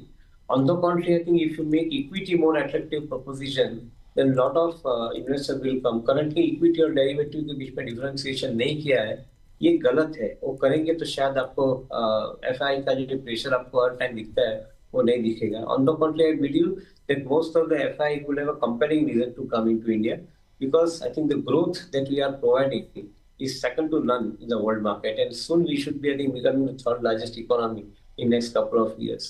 So I think that FII के लिए काफी अच्छे proposition है हमारे मार्केट में एंटर होने के लिए। लास्ट क्वेश्चन सर, बहुत लोग जो रिटेलर्स हैं एक साल 1.5 साल से वेट कर रहे हैं, लेकिन उनके पोर्टफोलियो काफ़ी डाउन है क्योंकि मिड कैप स्मॉल कैप उनके पोर्टफोलियो में ज़्यादा है। यहाँ से अगर इस बजट के बाद अगर नया पोर्टफोलियो बनाना हो तो वो कौन से सेक्टर्स हैं जो आपको ज़्यादा प्रॉमिसिंग लग रहे हैं? क्या semiconductor, data centres, rare earth जैसी थीम को इंक्लूड करना चाहिए, और कौन से वो सेक्टर हैं जिनको थोड़ा सा आप थोड़ी सी डिस्टेंस बना लेनी चाहिए? बहुत सारे रिटेलर्स आपको फॉलो करते हैं, देख रहे हैं कार्यक्रम को, तो उनके लिए क्या सलाह रहेगी आपकी? मैं ऐसा मानता हूँ कि आई थिंक जो रिटेलर ने पास में एक गलती की है कि I think without understanding mid cap and small cap के अंदर इन्वेस्टमेंट किया है in the momentum driven market, गलत वैल्यूएशन के ऊपर, तो उसके कारण वो आज की तारीख में थोड़ा बहुत परेशान है। अगर ये परेशानी में से बाहर निकलना है तो मैं ऐसा समझता हूँ कि उनको लार्ज कैप की तरफ मुड़ जाना चाहिए। Many of the large cap companies which are part of Nifty 50 और निफ्टी 100 कंपनीज, जिसके अंदर कारोबार काफी अच्छा चल रहा है, उनके अंदर इन्वेस्टमेंट करने का एक सही मौका भी मिल रहा है। क्योंकि निफ्टी 50 जब भी 20 टाइम्स प्राइस अर्निंग रेशियो से नीचे कोट होता है तभी फॉलोइंग टाइम्स के अंदर रीजंस अच्छे आते हैं, and accordingly I think the Nifty 50 stock starts appreciating. तो रिटेल इन्वेस्टर को एक सलाह ऐसी है कि अगले समय के अंदर हम देखने जा रहे हैं कि जो बड़ी कंपनियां हैं उसकी पोजीशन इससे ज्यादा बड़ी हो रही है। I think the big is getting bigger because I think the larger amount of investment is coming into some of the major projects including infrastructure projects. So मैं ऐसा समझता हूँ कि I think they should systematically concentrate in some of the large cap companies, though that may give little slower return, but उसको slow return की तरह से न देखें, उसको capital protection के माध्यम से देखें। मैं ऐसा समझता हूँ कि some of the big companies which are showing the potential of doubling the size in 3 to 4 years time, I think they are the worth opportunity today in this kind of a market के जहाँ पे आज की तारीख में sell off ज़्यादा बना है। तो yes, I think कुछ सलाह की जरूरत है उनको। आई थिंक उनको एक अप्रोच करके एडवाइजर के साथ पहुंचना चाहिए, and I think maybe that is the reason for which I think they should be investing very systematically. जैसे आपने एसआईपी के माध्यम से इन्वेस्ट किया है म्यूचुअल फंड के अंदर, वही हिसाब से आप इक्विटी के अंदर एसआईपी के माध्यम से इन्वेस्ट करें, तो मैं ऐसा समझता हूँ कि आपका investment portfolio, direct investment portfolio बहुत अच्छी तरह से बढ़ सकता है, ऐसा मेरा मानना है। देवेंद्र सर, थैंक यू, बहुत बहुत धन्यवाद। आपके साथ जितनी भी बातचीत करें कम लगती है, लेकिन बहुत बहुत आपकी व्यवस्था को देखते हुए बहुत बहुत धन्यवाद, बहुत बहुत शुक्रिया अपना समय देने के लिए, बहुत बहुत धन्यवाद। Thank you Vipul ji, thank you so much. Thank you sir. चलिए आगे बढ़ते हैं, और हमारे साथ और भी कई सारे मेहमान जुड़ चुके हैं, उनको लेकर के स्क्रीन पर आते हैं। और हमारे साथ वीएलए अम्बाला जी जुड़ी हुई हैं लगातार। हमारे साथ अंशुल जैन जी अब आ चुके हैं स्क्रीन पर, एक बार उनको दिखा दीजिए। और प्रदीप हल्दर जी भी शायद हमारे साथ जुड़ चुके हैं, बहुत देर लगाई, लेकिन चलिए फाइनली लोग कार्यक्रम समाप्त होने से पहले आ गए। तो बहुत बहुत स्वागत है आप लोगों का, बहुत बहुत धन्यवाद आज की इस चर्चा में जुड़ने के लिए। यहीं से हम अपना नया सेगमेंट शुरू करते हैं, ब्रेकिंग के साथ ही शुरू करते हैं। जरा स्क्रीन पर बड़ी खबर लेकर के आइए। सोने चांदी में बड़ी गिरावट देखने को मिल रही है, और साथ ही साथ बाजार भी ऊपरी स्तरों से काफ़ी ज़्यादा वोलेटाइल देखने को मिल रहा है। ऊपरी स्तरों से फिसला, फिर रिकवरी आती हुई दिखाई दे रही है। तो इस वक्त की जो बड़ी खबर है, सोने चांदी में भारी गिरावट का सिलसिला आज भी जारी है, और लोअर सर्किट जो है चांदी में लगता हुआ दिखाई दिया। एमसीएक्स पर सोने का भाव 1,40,000 रुपये नीचे लगता हुआ जो है वो दिखाई दिया है। तो सोने के भाव में बड़ी गिरावट, चांदी की कीमतें जो है टूटती हुई दिखाई दे रही हैं। सोने की कीमत में 3% की गिरावट देखने को मिल रही है। अब महत्वपूर्ण सवाल ये कि यहाँ पर अभी क्या करना चाहिए, यहाँ पर ETFs के अंदर खास तौर से क्या स्ट्रेटजी होनी चाहिए, ये समझने की कोशिश करते हैं इस सेगमेंट के अंदर। ज़्यादातर सिल्वर ETFs 12% से ज़्यादा टूटते हुए दिखाई दे रहे हैं। काफ़ी सारे लोगों ने जो है वो सिल्वर ETF के अंदर पैसे लगाए हुए थे। क्या करना चाहिए करंट लेवल पे, ये समझने की कोशिश करते हैं। हमारे 3 दिग्गज जो हमारे साथ मौजूद हैं, सबसे पहले एक एक करके शुरू करते हैं। अम्बाला मैम, अभी सिल्वर ETF को लेकर के क्या व्यू रहेगा? गोल्ड सिल्वर में क्या अभी ये जो पैनिक सेलिंग है वो अभी आगे भी बढ़ती हुई दिखाई देगी क्या? देखिए, थोड़ा सा और बचा है, अप टू 10-15% मैक्स, इससे ज्यादा की और गिरावट नहीं लगती है। MCX की बात कर रहे हैं। अगर आपका ETF में इन्वेस्टमेंट है तो ETF में उसका 3 टाइम ज्यादा पेन दिखता है। तो आप ये समझ के चले कि बहुत ज्यादा डिक्लाइन अभी बचा नहीं है, क्योंकि टॉप से जितनी गिरावट हो गई है अभी उसका गिरेगा और, लेकिन बहुत ज्यादा नहीं। सो इसको हैंडल करना है अगर आपको, तो आप इसमें ऑप्शन से चाहे तो हेजिंग कर सकते हैं, करना चाहिए एक्चुअली, ताकि थोड़ा बहुत ये जो मूवमेंट जो बहुत ऑब्वियस लग रहा है, ऐसा नहीं कि इसकी प्रोबेबिलिटी बिल्कुल नहीं है, इसकी प्रोबेबिलिटी ज्यादा है। तो ये जो होने वाली प्रोबेबिलिटी है उसको एनकैश कर सके आप, फॉर दैट पर्पस आप यहाँ पर चाहे तो पुट्स को थोड़ा सा बाय करिए, सो दैट आपको ये जो गिरावट में आपका पोर्टफोलियो तो सिक्योर हो ही, साथ में जब ये लोअर लेवल पर आ जाए तो आपके हाथ में थोड़ा इसी गिरावट से जनरेटेड पैसा हो जो कि आप एवरेज करके लगा सके। क्योंकि अगले 1 साल में आप देखेंगे कि मेटल्स की जो मजबूती है वो वापस से रिवाइव होते हुए आपको दिखेगी। चलिए ठीक है। अंशुल सर आप बताइए जरा, और आपने कहा था सिल्वर में जहाज जिन लेवल से नीचे आने के लिए वहीं से सिल्वर टूटता हुआ दिखाई दिया, अभी और कितना करेक्शन देख रहे हैं आप, आपका मानना क्या है? और चांदी को लेकर के अभी बहुत लोग घबराए हुए हैं, क्योंकि लोग खरीदते ही जा रहे थे और हायर लेवल पे भी खरीद ही रहे थे। लोगों ने लग रहा था भी ये पता नहीं रैली कहाँ रुकेगी, इतनी सारी रील्स आ रही थी, इतने सारे सोशल मीडिया पे कमेंट, आपका व्यू क्या है अभी? नमस्कार नमस्कार आपके सभी दर्शकों को। वो अभिषेक उपमन्यु का वो मीम है वो याद आने लगा। हाँ भाई, आया स्वाद। तो सर फिर वही चीज है, मतलब बताने से ज्यादा दिखाना ज्यादा पसंद करूंगा। अगर आप इजाजत दें तो वापस स्क्रीन शेयर करके हाँ सिल्वर बिल्कुल में बिल्कुल सर, बिल्कुल सर, बिल्कुल स्क्रीन शेयर कर दीजिए आप, और बताइए क्या करना चाहिए। स्क्रीन दिख रही हो तो फिर हाँ बताइएगा। बिल्कुल दिख रही है सर, बिल्कुल दिख रही है जी। सर देखिए, हमने जो डिस्कशन किया था कि सिल्वर में यहाँ पे वीकली मूविंग एवरेज से बहुत ज्यादा एयर है, ऑलमोस्ट 50% की एयर है। आप देखो 10 वीक मूविंग एवरेज तक आ चुका है, 10 वीक मूविंग एवरेज आ चुका है, अभी 20 वीक मूविंग एवरेज आना बाकी है। उसके बाद $59 तक इसको नीचे आना है। तो अब 10 वीक मूविंग एवरेज आया है तो हो सकता है आपको इधर उधर एक आध बाउंस बैक जरूर देखने के लिए मिलेगा, बट छोटे से बाउंस बैक में फिर वही चीज जो शुक्रवार बताया था कि अति उत्साही होके नए हाइस के लिए लॉन्ग मत कर लेना। यहाँ से अभी डाउनसाइड शुरू हुई है, ना कि खत्म हुई है। अब आप ये बोलेंगे कि नहीं तो छोटी मोटी डाउनसाइड है, अब बोलने के लिए तो कोई तेजी कोई मंदी बोल रहा है, तो फिर मैं वही बोलूंगा, इतिहास पढ़ना सीखिए। इतिहास नहीं पढ़ेंगे इतिहास बन जाएंगे। फिर चलिए 2011, जहां पहले 1980 में तो ना आप थे ना मैं था, तो 2011 में तो आप और मैं दोनों थे। ये 2011 एक ही हफ्ते में ये जो ब्लैक कैंडल आपको दिख रही है, ये काली वाली, ये वाली, जी जी जी। एक हफ्ते में 21% गिरा था। इसके बाद 240 हफ्ते तक इस तरह की बाउंस बैक जरूर आता रहा। ये बाउंस बैक आया, इसमें आप तेज हो गए, ये बाउंस बैक में आया, नई तेजी नए हाई, ये तेजी आई फिर बात होने लगी नई हाई, फिर ये तेजी आने लगी फिर नए हाई की बात होने लगी, फिर ये तेजी आई नए हाई की बात होने लगी। लेकिन हर तेजी में माल बिका और 239 वीक्स लगातार माल बिकता रहा, और हर तेजी में माल बिका और 62%, ये आपको दिख रहा है 239 वीक्स में 62% का करेक्शन रहा। उसके बाद सालों लग गए। आप 2011 का हाई दिसंबर 2025 में जाके पार हुआ, इतना लंबा समय लेके। सर देख रहा हूँ, इतना लंबा समय लेके, तो अभी भी आप ये मान के चलिए कि जो है ना, ये शुरुआत है। कम से कम $59 तक तो इसको नीचे आना ही आना है। बाउंस बैक आते रहेंगे, हफ्ते दो हफ्ते में नए बाउंस बैक आएंगे, नई आपको अपसाइड दिखेगी, जिसमें आपको माल बेचना है ना कि खरीदना है। आप बोलो और पीछे चलना है, मैं आपको मंथली चार्ट में ले जाके आपको 1980 तक भी ले जा सकता हूँ। यहाँ फ्यूचर्स में नहीं आएगा, XAG UST कर देता हूँ, आप आ जाओ। ये लो 1980, ये 1980 के 79 के भाव है। जब गिरना स्टार्ट हुआ तो कहां से गिरा, $50 से गिरते गिरते $3 तक आया। फिर उस रेट को आने में लगभग लग गए 550 हफ्ते, 2011 में, यानी 81 से आप पकड़ो तो 30 साल। फिर इस हाई को क्रॉस होने में लग गए लगभग 15 साल। तो उससे भी आधा अगर कर लो कि 30 और फिर 15 और आधा पकड़ो तो 7.5 साल तो लगना चाहिए वापस नया हाई आने में।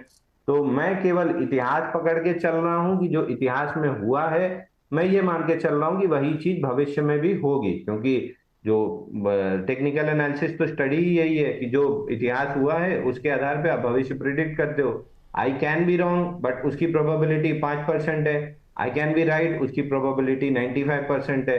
फ्राइडे से मंडे आपने हाल देख ही लिया है, इधर उधर के बाउंस बैक मिल रहे हैं। तो जैसे फ्राइडे में बोल रहा था, फिर मैं आपको बोल रहा हूं, जितने लोगों ने सुन लिया ठीक है, जिनने नहीं सुना अभी सुन लीजिए। हर बाउंस में चांदी सोना बेच के चलिए, टॉप बन चुका है। $59 आ रही है चांदी। यहाँ से $20 का मतलब हो गया कि $20 20 इंटू 32.15 इंटू 91 रुपए से अगर जोड़ रहे हैं, यहां से भी अभी 60,000 रुपए चांदी में मंदी बची हुई है। तो फ्राइडे भी वही चीज बोल रहा था, अभी भी वही चीज बोल रहा हूं, बेच दो, हर बाउंस में बेचो, $59 आ रही है। लोग कह रहे हैं बाउंस मिले तब तो बेचें, यहाँ तो बाउंस ही नहीं मिल रहा। प्रदीप सर, आपकी टिप्पणी क्या है सर चांदी को लेकर के? अभी पहले चांदी पर, फिर बाकी। अच्छा, एक चीज़ आप लोगों को बताना भूल गया, अभी हमारे साथ 2600 दर्शक जुड़े हैं और कल हमने एक नया इतिहास बनाया और दो बड़े जो ब्रॉडकास्टर्स हैं बिजनेस चैनल के, उनको अगर हम छोड़ दें तो अक्रॉस द बोर्ड जितने भी डिजिटल प्लेटफॉर्म हैं, जितने बिजनेस चैनल हैं, उसमें बोनस नंबर 1 था लाइव में। और सबसे ज़्यादा दर्शक, करीब 5500 से ज़्यादा दर्शक हमारे साथ कंटिन्यूसली जो है कल के कार्यक्रम में लाइव बने रहे। तो उसके लिए सभी दर्शकों का तहे दिल से हाथ जोड़ करके धन्यवाद। कल भी हमने आप लोगों का धन्यवाद किया और आपसे यही कहना चाहेंगे, जितना ज़्यादा हो सके हमारे साथ जुड़ते रहिए, ऐसे ही परिवार को बढ़ाते रहिए और ज़्यादा लोगों तक शेयर कीजिए, व्हाट्सएप स्टेटस पे लगाइए, फेसबुक पे, ट्विटर पे, जहाँ पर हो सके जो है। और आप ही की वजह से हम इस समय जितने प्लेटफॉर्म मौजूद हैं उसमें तीसरे नंबर पर हैं, जबकि हमारी यात्रा अभी 1 साल ही पुरानी हुई है। जी प्रदीप सर, कैसे देख रहे हैं आप चांदी की रैली को? जी, वेरी गुड मॉर्निंग विपुल जी, आपको, अंशुल जी को एंड अम्बेला मैम को एंड विपुल जी, ये कॉन्ग्रेचुलेशन अगेन आपको और पूरे बोनस के परिवार को। ये आप लोगों का मेहनत है। देखिए, जिस तरीके के हमने लास्ट 2 से 3 हफ्ते में देखा है कि सिल्वर एक टॉप कर गया था और हमारा लगातार रिकमेंडेशन ही यही था कि इतना ऊपर में बाई नहीं करना चाहिए, क्योंकि रिस्क रिवॉर्ड रेशियो फेवरेबल नहीं हो रहा था कहीं ना कहीं। बिल्कुल जी, अभी अगर हम देखेंगे टॉप से ऑलमोस्ट सिल्वर 42% नीचे आ चुका है। मैं अभी चार्ट ही देख रहा था और कहीं ना कहीं मुझे लग रहा है कि ऐसा नहीं होगा कि एक तरफा आपको सेलिंग प्रेशर देखने को मिलेगा। हाँ, ऊपर से अगर कैलकुलेट करके देखेंगे, अभी ऑलमोस्ट जो अभी 2,42,300 के आसपास का प्राइस चल रहा है, मुझे लगता है कि शॉर्ट टाइम में एक सपोर्ट है, ऑलमोस्ट मैक्सिमम 48 to 49% नीचे आ सकता है। अगर शॉर्ट टाइम के एक सपोर्ट हम ढूंढेंगे तो ऑलमोस्ट 2,20,000 के आसपास है। नेक्स्ट सपोर्ट है 1,60,000 से लेके 1,50,000 के आसपास। मुझे लगता है कि ये दोनों सपोर्ट अभी है सिल्वर के लिए और एक शॉर्ट टाइम के लिए मुझे लगता है कि 2,20,000 के आसपास का एक स्टॉप लॉस आपको मेंटेन करना है। ऑब्वियसली हमने लास्ट 3 से 4 हफ्ते से लगातार आप ही के साथ शो भी किया था, मैंने बताया भी था कि बाई नहीं करना चाहिए, क्रैश हो सकता है। ऑलरेडी देखिए टॉप से नीचे आ चुका है। अब टॉप से अगर हम कैलकुलेट करेंगे 42% नीचे, 43% नीचे है मैक्सिमम। मान लीजिए वर्स्ट सिनारियो में अगर मान लीजिए यहाँ से मैं पकड़ता हूँ कि 65% भी नीचे आता है, 50-60% भी नीचे आता है, तो 1,76,000 1,80,000 के आसपास। मेरा व्यू थोड़ा ऐसा नहीं कि एक तरफा गिर जाएगा, ऐसा नहीं है। ऑलरेडी ओवरसोल्ड सिचुएशन में आ चुका है, थोड़ा बहुत आपको नेक्स्ट आने वाला 1 से 2 दिन में ही थोड़ा बहुत सस्टेन होते हुए दिखाई देंगे और हाई पॉसिबिलिटीज है एक बार 2 लाख ब्रेक नहीं करेगा, 2,15,000 से 2,20,25 के आसपास घूम के फिर से एक बार आपको कंसोलिडेशन करते हुए दिखाई देंगे। मैं आपको ये नहीं बोल रहा हूँ कि फिर से आपको टॉप कर जाएगा इमीडिएटली, क्योंकि ऑलरेडी वो खराब हो चुका है। सो अगर किसी के पास भी पोजीशन है, मुझे लगता है कि आपको ऑब्वियसली एग्जिट करने के बारे में सोचना चाहिए, लेकिन फ्रेश पोजीशन अभी भी बिल्ड नहीं करना चाहिए। लेकिन ऐसा व्यू नहीं कि ऐसे पूरा खराब हो जाएगा। मुझे लगता है कि 2 सपोर्ट जोन है, सपोर्ट के हिसाब से आप मेंटेन करते जाइए। और अभी M6 में या तो गोल्ड सिल्वर में विपुल जी ट्रेड करना, मैक्सिमम ब्रोकरेज हाउस से भी जो लेवरेज मिल रहा था, लेवरेज भी अभी नहीं मिल रहा है। एक दिन पहले से ही वो थोड़ा अपडेट भी आया है। सो कहीं ना कहीं इतना वॉलेटाइल एसेट क्लास, हम गोल्ड सिल्वर को जानते हैं कि बहुत ही low high liquid and low risk category थे, लेकिन आजकल it's like more than crypto. So मुझे लगता है कि लोगों को ये ध्यान में रखना चाहिए। जितने भी ETFs, suppose HDFC, Tata silver ETF, कुछ भी हम देखेंगे, टॉप से ऑलरेडी बहुत करेक्शंस हो चुका है। सो आई थिंक नेक्स्ट 1 से 2 दिन में थोड़ा बहुत हमें यहाँ पे एक बेस बनता हुआ दिखाई देंगे। एक सिंपल सवाल आप लोगों से, क्योंकि सवाल जो आ रहे हैं वो सिंपल आ रहे हैं सर। गोल्ड ईटीएफ में पैसे लगाएं कि नहीं, अभी कहाँ पे बाय करना है, किस लेवल पे बाय करें, गोल्ड कौन सा गोल्ड ईटीएफ खरीदें, तो या सिल्वर को लेकर के, अब तो सिल्वर के बारे में सवाल भी कम हो गए, इतना टूट गया है। तो ठीक है, अब मेरा सिंपल सा आप तीनों से एक हाँ या ना में उत्तर ये रहना चाहेगा, फिर हम शेयरों पे आएंगे फटाफट, कि अभी के लिए गोल्ड सिल्वर ईटीएफ पे जो लोग एसआईपी नहीं कर रहे हैं, जिनके 8 साल 10 साल बच्चों के लिए फ्यूचर के लिए एसआईपी कर रहे हैं, उनको तो नहीं छूने की आवश्यकता है, उनका एक इन्वेस्टमेंट है। जिन लोगों ने इस तेजी में लाभ लेने के लिए या ट्रेडिंग के लिए या छोटे समय के लिए लाभ कमाने के लिए, पैसे कमाने के लिए पैसे लगाए हैं, उनको क्या प्रॉफिट बुक करना चाहिए, पहला सवाल। और जो लोग अभी इस गिरावट में अपॉर्चुनिटी ढूंढ रहे हैं, उनको खरीदना चाहिए कि नहीं। अंबाला जी आपसे शुरू करना चाहेंगे, बहुत छोटा छोटा उत्तर जी। तो देखिए, ईटीएफ का मतलब ही है कि वो इन्वेस्टमेंट है, तो ट्रेड नहीं करती ईटीएफ में, सबसे पहले तो ये। और अगर आप ये गलती कर चुके हैं तो ट्रेडिंग का एक स्टॉप लॉस होता है, अगर आपके इन्वेस्टमेंट के हिसाब से वो हिट हो गया, देन डोंट ट्रेड दी हो, सिंपल। आप चाहे वो स्टॉक करे, ईटीएफ करे, आप जो भी ट्रेड कर रहे हो, बट खरीदे कहाँ पर। अब दूसरा सवाल ये कि जिन्होंने इन्वेस्टमेंट की थी उनको तो सवाल मिल गया, जवाब भी मिल गया ट्रेडिंग वालों को। आप फ्रेश बाइंग कहाँ पर करें, तो सिल्वर आपको 2 लाख से लेकर के 1,85,000 के आसपास मान के चले कि 1-1.5 महीने के अंदर में या उससे कम में भी दिखेगा। If you are seriously planning, तब आप वहां पर अपनी फ्रेश इन्वेस्टमेंट बाय कर सकते हैं, अगर आपने पहले वाली रैली मिस कर दी है तो। Again, this is investment. अगर आप ईटीएफ को बाय करेंगे तो ईटीएफ के नेचर को आप देख ही चुके हैं कि ईटीएफ ज्यादा रिटर्न भी देंगे तो ज्यादा पेन भी देंगे अगर करेक्शन शुरू हुआ तो। But because you are buying almost half of the price, तो वहां पर आपका रिस्क इज रिड्यूस्ड। आप 1,50,000 का स्टॉप लॉस लगा करके चलेगा एमसीएक्स सिल्वर पर, एक बेस प्राइस को मान के, एंड देन एक्यूमुलेशन आप धीरे धीरे उस हिसाब से कर सकते हैं। तो अगर आपको इन्वेस्टमेंट सीरियस प्लान करनी है, वेट फॉर 185 एटलीस्ट, यानी 1,85,000 से 2 लाख के भाव का वेट करो। आज जब हम बात कर रहे हैं तो 240 के आसपास में है, तो वही बात है जो बोली अभी कि ज्यादा डिक्लाइन बचा नहीं है, थोड़ा बहुत डिक्लाइन और आएगा, एंड दैट इज कैप्ड। मेरे हिसाब से वो कैप्ड है अप टू 15%।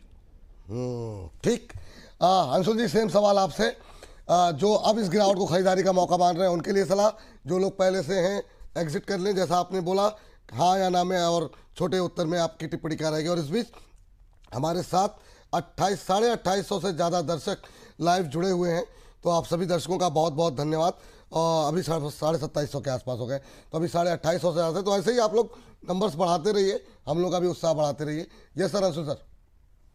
सर देखिए, जिसका भी जो भी मोबाइल में टैब में इधर उधर देख रहा है, अगर आपका ध्यान इधर उधर है तो ध्यान इधर ले आइए। फिर एक चीज रिपीट कर रहा हूँ, इंटरिम बजट में साफ साफ बोला था, रेलवे डिफेंस पीएसयू से निकल जाओ, लंबी ठुकाई होगी, ऑल टाइम हाई सालों नहीं मिलेंगे। बजट के पहले रोज बोला था कि रेलवे डिफेंस पीएसयू बेच देना, 5-5%, 8-8% कल गिरे हैं। बीडीएल आज भी 5 नीचे है, हुडको आज भी 5 नीचे है, आरवीएनएल 5 नीचे है, एचएएल 5 नीचे है, रेलटेल सब रेलवे डिफेंस पिट रहे हैं। सिल्वर फिर यहां से समझ लीजिए, फ्राइडे भी बताया था बेच दीजिए और भूल जाइए, आज फिर बता रहा हूं बेचिए और भूल जाइए, कम से कम 5 साल के लिए। उसके बाद जब बॉटम बन के नींव तैयार होगी, ब्रेकआउट आएंगे, बता दूंगा, तब लंबी तेजी प्ले कर लेना। नहीं, हर बाउंस में आप नई तेजी समझ के, जैसे रेलवे डिफेंस पीएसयू खरीद रहे हैं और वहां नए लो बन रहे हैं, सिल्वर में भी हर बाउंस भी आपको बड़े बड़े मिलेंगे जो आपको काफी ललचाएंगे कि खरीद लो, नया ऑल टाइम हाई आ रहा है। रेलवे डिफेंस पीएसयू के हाल याद रख लीजिए, उसके पहले एचईजी के हाल याद रख लीजिए, लेटेस्ट में केन्स टेक्नोलॉजी के याद रख लीजिए। इसी एग्जांपल में अब गोल्ड सिल्वर फिर जोड़ लीजिए, 2011 में यही हुआ था, 1981 में यही हुआ था, अभी भी यही होगा। अगले 5 साल में हर बाउंस में सिल्वर बेच के चलिए, आपको नीचे के प्राइस मिलेंगे। हमने 3 महीने में माना था कि 40% गिरेगा, 24 घंटे में गिर गया है। टाइम वाइज करेक्शन अभी बचा है, छोटे छोटे बाउंस बैक मिलते रहेंगे, जिनको केवल बेचने के लिए उपयोग कीजिए। कम से कम हाई से 50% गिरेगी और उसके बाद 2 से 3 साल बेस बनाने में लगेगा। आप गिरे हैं, एक्सीडेंट हुआ है, आपकी हड्डी टूटी है, लेकिन हाथ पांव की नहीं टूटी है कि कच्चे और पक्के प्लास्टर के बाद आप दौड़ने लगेंगे, टूटी है। और जब रीढ़ की हड्डी टूटती है तो सालों लग जाता है पहले बिस्तर से उठने में। पिछली बार 30 साल लगे थे, फिर 15 साल लगे थे, इस बार अगर उसी को एक्सट्रापलेट करूं आधा समय, तो 7.5 साल तो लगने चाहिए। हर बाउंस में केवल बेचना है और भूलना है, खरीदना कतई नहीं है। खरीदना बिल्कुल नहीं है। चलिए, हाँ प्रदीप सर, आपका व्यू, लास्ट कमेंट इस पर। जी विपुल जी, देखिए आपका स्पेसिफिक क्वेश्चन था कि फॉर द हाँ। लॉन्ग टर्म चाहिए, एंड मैं स्पेसिफिक उसका ही आंसर आपको देना पसंद करूंगा। देखिए I am agree with some part of Anshul sir, उन्होंने अच्छा बात बताया कि ये तो प्राइस नीचे आया है, but that not mean that is the time corrections, because time correction is price correction, both is a different thing. So मुझे लगता है कि अगर करेंट जोन से भी ओवरऑल सिल्वर मुझे 20 to 25% नीचे मिलता है, आपको एक स्टैगर मैनर पे इन्वेस्टमेंट करना चाहिए। 1,75,000, 1,95,000, मतलब अब 2 लाख से स्टार्ट कीजिएगा फॉर द लॉन्ग टर्म। मतलब नेक्स्ट आप अगर 3 साल 4 साल 5 साल का व्यू बना रहे, तो आप स्टार्ट कीजिए 165, 185, 2 लाख पे आप थोड़ा थोड़ा करके एक्यूमुलेशन करते जाइए। लेकिन अगर आपका व्यू है कि नहीं, मैं और 6 महीने के लिए खरीद लूँ, थोड़ा बहुत 8 महीने के लिए खरीद लूँ, तो आंसर इज बिग नो, वो आपको नहीं करना चाहिए। ठीक। तो चलिए, गोल्ड सिल्वर ईटीएफ को लेकर के काफ़ी डिटेल में हम लोगों ने बातचीत की। काफ़ी लोगों के सवाल थे, काफ़ी लोगों की टिप्पणियाँ थी। अभी हम लोग 3,000 का लेवल जो है वो छू करके आए हैं। 3,000 से ज़्यादा दर्शक हमारे साथ मौजूद थे। अब उस 29,500 के आसपास लोग मौजूद हैं। तो बहुत बहुत धन्यवाद। लगातार बजट के बाद भी लोगों का प्यार जिस तरीके से मिल रहा है, आप सभी का बहुत बहुत धन्यवाद। इस बीच मैजिक रेमेडी जी कह रहे हैं, बोनस परिवार के सभी साथियों को राम राम। मार्केट ने विपुल सर का गला भी खराब कर दिया, तबीयत का ख्याल रखें। बाजार के डाउनफॉल में इन्वेस्टमेंट के लिए कहीं अच्छा मौका है, ये पूछ रहे हैं। वही हम भी पूछ रहे हैं सर कि कहाँ मौके हैं, कहाँ पे दूरी बना करके चलनी चाहिए। तो चलिए फटाफट जो है कुछ एक शेयरों पे बातचीत कर लेते हैं और जरा कैपिटल मार्केट पे ज़्यादा बात कर लेते हैं, क्योंकि अभी हम लोगों ने सिल्वर ईटीएफ की बात की। अब जरा एमसीएक्स पे बताइए क्या करना चाहिए। अंबाला मैम आप, ग्रो आप बता दीजिए, अंशुल सर और प्रदीप सर आप बीएससी बताइए क्या करना चाहिए। पहले अंबाला मैम बताइए जरा, एमसीएक्स पे अब क्या करें। देखिए, जो सबको ही समझ में आ गया कि एसटीटी बढ़ाया है, ठीक है, तो इसका एक वो एंगल थे। पहली बात तो MCX is a good stock for investment. आप इसको ट्रेड करोगे, हाई बीटा है, बहुत लंबी रेंज ट्रेड होती है, तो जितना हो सके बेस्ट बाय पर, बेस्ट प्राइस पर बाय करने की कोशिश करिए। आई डिस्कस दैट कि वो क्या होगा। नाउ एक एंगल और हमको समझना है। जब ये बात हुई थी कि एसटीटी इंक्रीज किया गया है, तो जहां पर दुनिया बिटकॉइंस की तरफ जा रही है, वहां पर हमारी कंट्री में, मैं इसको अदर वे में नहीं बोल रही हूँ, आपको एक क्लियर पिक्चर दिखाने की कोशिश कर रही हूँ। तो जहां पे world is shifting towards bitcoins, currencies, crypto currencies, हमारी गवर्नमेंट में ऑप्शंस को, डेरिवेटिव्स को आज भी स्पेकुलेटिव के तौर पर ही देखा जाता है। It is fine, it is actually, अगर आप हेजिंग के तौर पर इसको नहीं देख रहे हो तो ये है भी, लेकिन इसकी जगह पर you would have done this कि आप इसको पोर्टफोलियो लिंक्ड कर देते तो वो ज्यादा बेहतर लगता।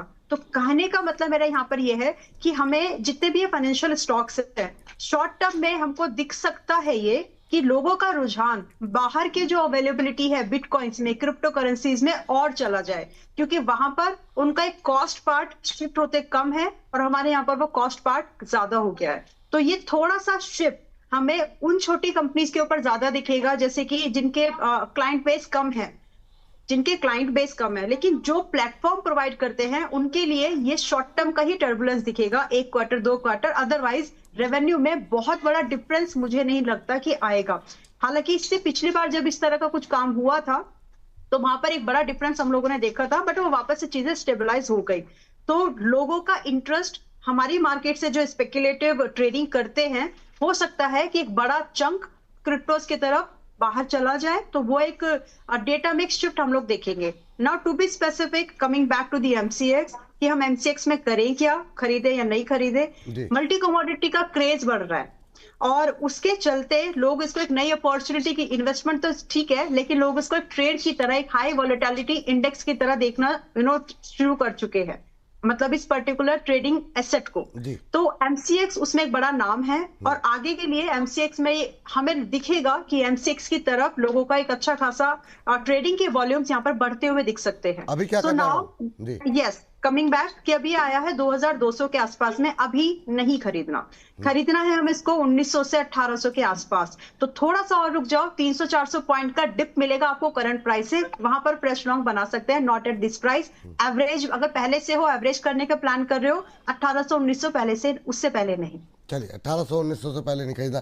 सर ग्रो, अंशुल सर, आपके लास्ट क्वेश्चन, आपका समय भी हो गया है, तो ग्रो पे अभी क्या करें सर? क्या स्ट्रेटजी रहेगी आपकी?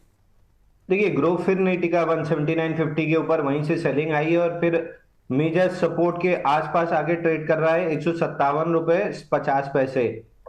कल उसके नीचे गया था, ऊपर आगे क्लोज किया, आज वापस फाइनली शायद उसके नीचे जाके क्लोज करे। वहीं 50 डे मूविंग एवरेज भी है। तो आईपीओ बेस का पहला टारगेट कंप्लीट होने के बाद सेकेंड अटेम्प्ट में फेलियर आ रहा है। जैसे ही 157 के नीचे क्लोज होगा, लंबी इसमें लॉन्ग अनवाइंडिंग आना स्टार्ट होगी।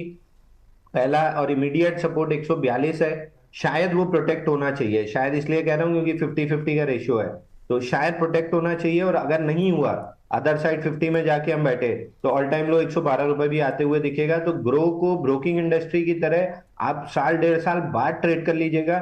फिलहाल उसको आईपीओ की तरह ही कंसिडर कीजिए, जो आईपीओ हावी होता है। फिर कहूंगा life cycle of a trade book पढ़ लीजिए, आईपीओ की तरह ट्रेड कीजिए। अगर 157 के नीचे क्लोज किया तो 142, और 142 नहीं टूटना चाहिए। अगर टूटा तो ऑल टाइम लो 112 रुपए भी टूटेगा। अगर है 157 के नीचे क्लोज करे, तुरंत एग्जिट कर लीजिएगा। चलिए ठीक है, ये बात गुरु को। सर यहाँ पे फ्रेश एंट्री के लिए कोई बहुत लोग पूछ रहे हैं कि सर गिरावट में कहाँ पे खरीद सकते हैं, तो कोई लेवल है क्या? नहीं लेना है, बिल्कुल नहीं लेना है। और जिसको इतना शौक है लेने का, थोड़ा सा समय निकालिए, 1000 रुपए खर्च कीजिए, life cycle of a trade मंगाइए, पढ़िए, ताकि आप वापस वही गलतियां ना दोहराएं। ठीक। डिस्क्लोजर आपकी तरफ से? जितने भी स्टॉक हमने बात किए सर, कोई भी मेरे पर्सनल पोर्टफोलियो में नहीं है, और जो सलाह आपको दी है वही लगभग सभी को दी है, तो कोई कॉन्फ्लिक्ट ऑफ इंटरेस्ट भी नहीं है। बहुत बहुत शुक्रिया, बहुत बहुत धन्यवाद आपका आज की इस चर्चा में जुड़ने के लिए, अपना समय देने के लिए। और अगली टिप्पणी प्रदीप सर आपसे बीएससी को लेकर के, और ये जो सिटी के बाद ये तमाम कैपिटल मार्केट से जुड़े जो शेयर टूट रहे हैं, क्या किया जाए? बाजार भी टूट रहा है, अभी उस पर भी बातचीत करेंगे, लेकिन पहले बीएससी। यस विपुल जी, देखिए जिस तरीके का एक expectation capital market participant and investors लेके चल रहे थे, सो कहीं ना कहीं बहुत ही डिसअपॉइंटेड हो गया लोग स्टडी इंक्रीज होने के कारण। सो मुझे लगता है कि देखिए बीएससी कल एक डिप भी आया था, उसके बाद फिर से थोड़ा बहुत रिकवरी भी है। मुझे लगता है कि स्टैगर मैनर पे आपको बाय करना चाहिए। अभी 2620 के आसपास चल रहा है, आप 2350 एंड 2380 से अपना बाइंग स्टार्ट कीजिएगा। बाकी अगर किसी के पोर्टफोलियो में है तो डेफिनेटली आप बने रहिए for to mid to long term. At least आपको 8 to 12 मंथ्स के व्यू से मुझे लगता है कि बने रहना चाहिए। अगेन आपको बीएससी ऑल टाइम हाई आते हुए दिखाई देंगे। हाँ, लेकिन शॉर्ट टर्म जितना थोड़ा बहुत सेंटीमेंट है, ये थोड़ा खराब हुआ है। बाकी कैपिटल मार्केट स्टॉक्स में मुझे लगता है कि थोड़ा सेंटीमेंट होने के लिए, सेंटीमेंट सही होने के लिए आपको थोड़ा वेट करना चाहिए, क्योंकि मार्केट में अभी भी देखिए जिस तरीके का अभी कल कल के बाद अभी भी सेंटीमेंट उतना पॉजिटिव हो नहीं पाया। तो अगर जब भी सेंटीमेंट पॉजिटिव होता है, धीमे धीमे आपको बाउंस बैक आते हुए दिखाई देंगे। और ऐसा नहीं कि लोग अपने दिल में ये बात रख के ट्रेड नहीं करेंगे। जिनको ट्रेड करना है, जिनको ऑप्शन फ्यूचर करना है, वो at the end of the day Vipul ji वो करते ही है। लेकिन गवर्नमेंट को सोचना चाहिए था, जो आर्बिट्राजर होता है मार्केट में, तो उनके उनके हिसाब से भी, मतलब अगर आपका एक ही इंटेंशन है कि आप यहाँ पे स्पेकुलेशन को रोकना चाहते हो, तो देयर आर मेनी अदर्स वे। लेकिन इसके लिए एसटीटी इंक्रीज करना, कहीं ना कहीं टैक्स, ऐसा भी एस्टिमेट आ रहा है गवर्नमेंट का नेक्स्ट 15 to 20,000 करोड़ के आसपास ज्यादा एक्स्ट्रा गवर्नमेंट का रेवेन्यू इंक्रीज होगा। सो मुझे लगता है कि शॉर्ट टर्म एक तो इफेक्ट है, लेकिन ओवर द टाइम फिर से बीएससी एक प्रोमिनेंट स्टॉक एक्सचेंज है, आपको ऊपर आते हुए दिखाई देंगे। सो होल्ड करने का ही सलाह रहेगा। होल्ड करने की सलाह है बीएससी को। एक सीडीएसएल रह गया, उसको ही फटाफट कवर कर लेते हैं। एनएसडीएल भी रह गया, लेकिन वो 10-10 सेकंड। तपन सर आ गए। तपन सर, बहुत बहुत स्वागत आपका आज की चर्चा में जुड़ने के लिए, हमारा निमंत्रण स्वीकार करने के लिए। संक्षिप्त टिप्पणी सर सीडीएसएल को, क्योंकि ये सेगमेंट हमको अपलोड करना है अभी 11:30 बजे। प्रोड्यूसर साहब की तरफ से दबाव है कि अभी आप समाप्त नहीं करेंगे तो हो नहीं पाएगा। तो सीडीएसएल जरा एक बार बताइए ना सर, क्या करें? ये जो स्टेटी लगाया उसके बाद से जितने कैपिटल मार्केट के शेयर्स हैं उस पर क्या करना चाहिए? और मैम सिर्फ लेवल्स एनएसडीएल के, क्योंकि खाली कैपिटल मार्केट के शुरू को और गोल्ड सिल्वर ईटीएफ पे ही हम ये थम लगा रहे हैं। तो सर आप पहले आप CDSL, first of all thank you for calling Vipul ji. देखिए सीडीएसएल स्टॉक, जैसे ये कल का जो एससीडी का सीन हुआ है, तो ऑफ कोर्स नो इम्पैक्ट हर जगह, हर एक कैपिटल मार्केट स्टॉक पे आया। लेकिन ये स्टॉक हमें भी पता है कि डीमेट अकाउंट लिंक है मोस्टली, और इसमें इम्पैक्ट थोड़ा कम होगा कंपैरेटिवली, क्योंकि उनके चार्जेस अलग होते हैं एनएसडीएल और सीडीएसएल के, और आगे जाके रिटेल का पार्टिसिपेशन बढ़ेगा। अब वो एफएनओ नहीं तो कहीं ना कहीं डिलीवरी बेस होपफुली आगे जाके और काफी बढ़ने वाला है, उसमें कोई डाउट नहीं है। और जिस तरह से इकोनॉमी बढ़ रही है, तो मुझे नहीं लग रहा है सीडीएल्स में इतना बड़ा इशू आना चाहिए। वहां कंपेरेटिव रेगुलेटरी रिस्क कम है कंपेयर टू ब्रोकिंग बिजनेस। अगर आप कैपिटल मार्केट में बोले तो I I avoid broking businesses. Wealth management हो या AMC platform business, even this depositories like CDSL NSDL will do fairly well. तो यहां से अगर आप चाहो तो इसको एक्यूमुलेट कर सकते हैं, डिसेंट रिटर्न देंगे। हाँ, लेकिन क्योंकि ये स्टॉक मार्केट रिलेटेड स्टॉक्स है तो वॉलेटिलिटी ज्यादा रहेगी उस तरह से। लेकिन अगर आप 3 साल के फ्रेमवर्क, 2 साल, मैं लॉन्ग टर्म ज्यादा बोलूंगा, तो आई थिंक ये डिसेंट रिटर्न यहां से भी दे सकते हैं, उसमें कोई दो राय नहीं है। ठीक। हमारा मैम एनएसडीएल फटाफट। एनएसडीएल 948 पर है, अभी बढ़ नहीं रहा है। कि आपको 850 के आसपास मिले। प्रीमियम पर किस तक होता ही है, अभी यहाँ से 850 और लगता है आते हुए तब, और अगर बाय दैट टाइम इनके रिजल्ट जाए तो फाइन करके, तो फिलहाल 850 अगर आप हो तो निकल जाओ, तो वापस से रिव्यू करेंगे फ्रेश। आपकी आवाज नहीं आ रही। अब मैं चाहूंगा प्रदीप सर आप इसको जरा कवर कर लें एनएसडीएल को। जी विपुल जी, देखिए जिस तरीके का हमने देखा कि आईपीओ के बाद तुरंत 3 से 4 दिन में एक मोमेंटम, उसके बाद लगातार एक selling pressure. So I think again 900 break करने के लिए स्टॉक रेडी हो रहा है। इनफैक्ट लगातार लास्ट 2-3 महीने से जितने बार भी हमने डिस्कशन किया, मेरा व्यू यही था कि 1000 के नीचे जाने के लिए रेडी हो रहा है।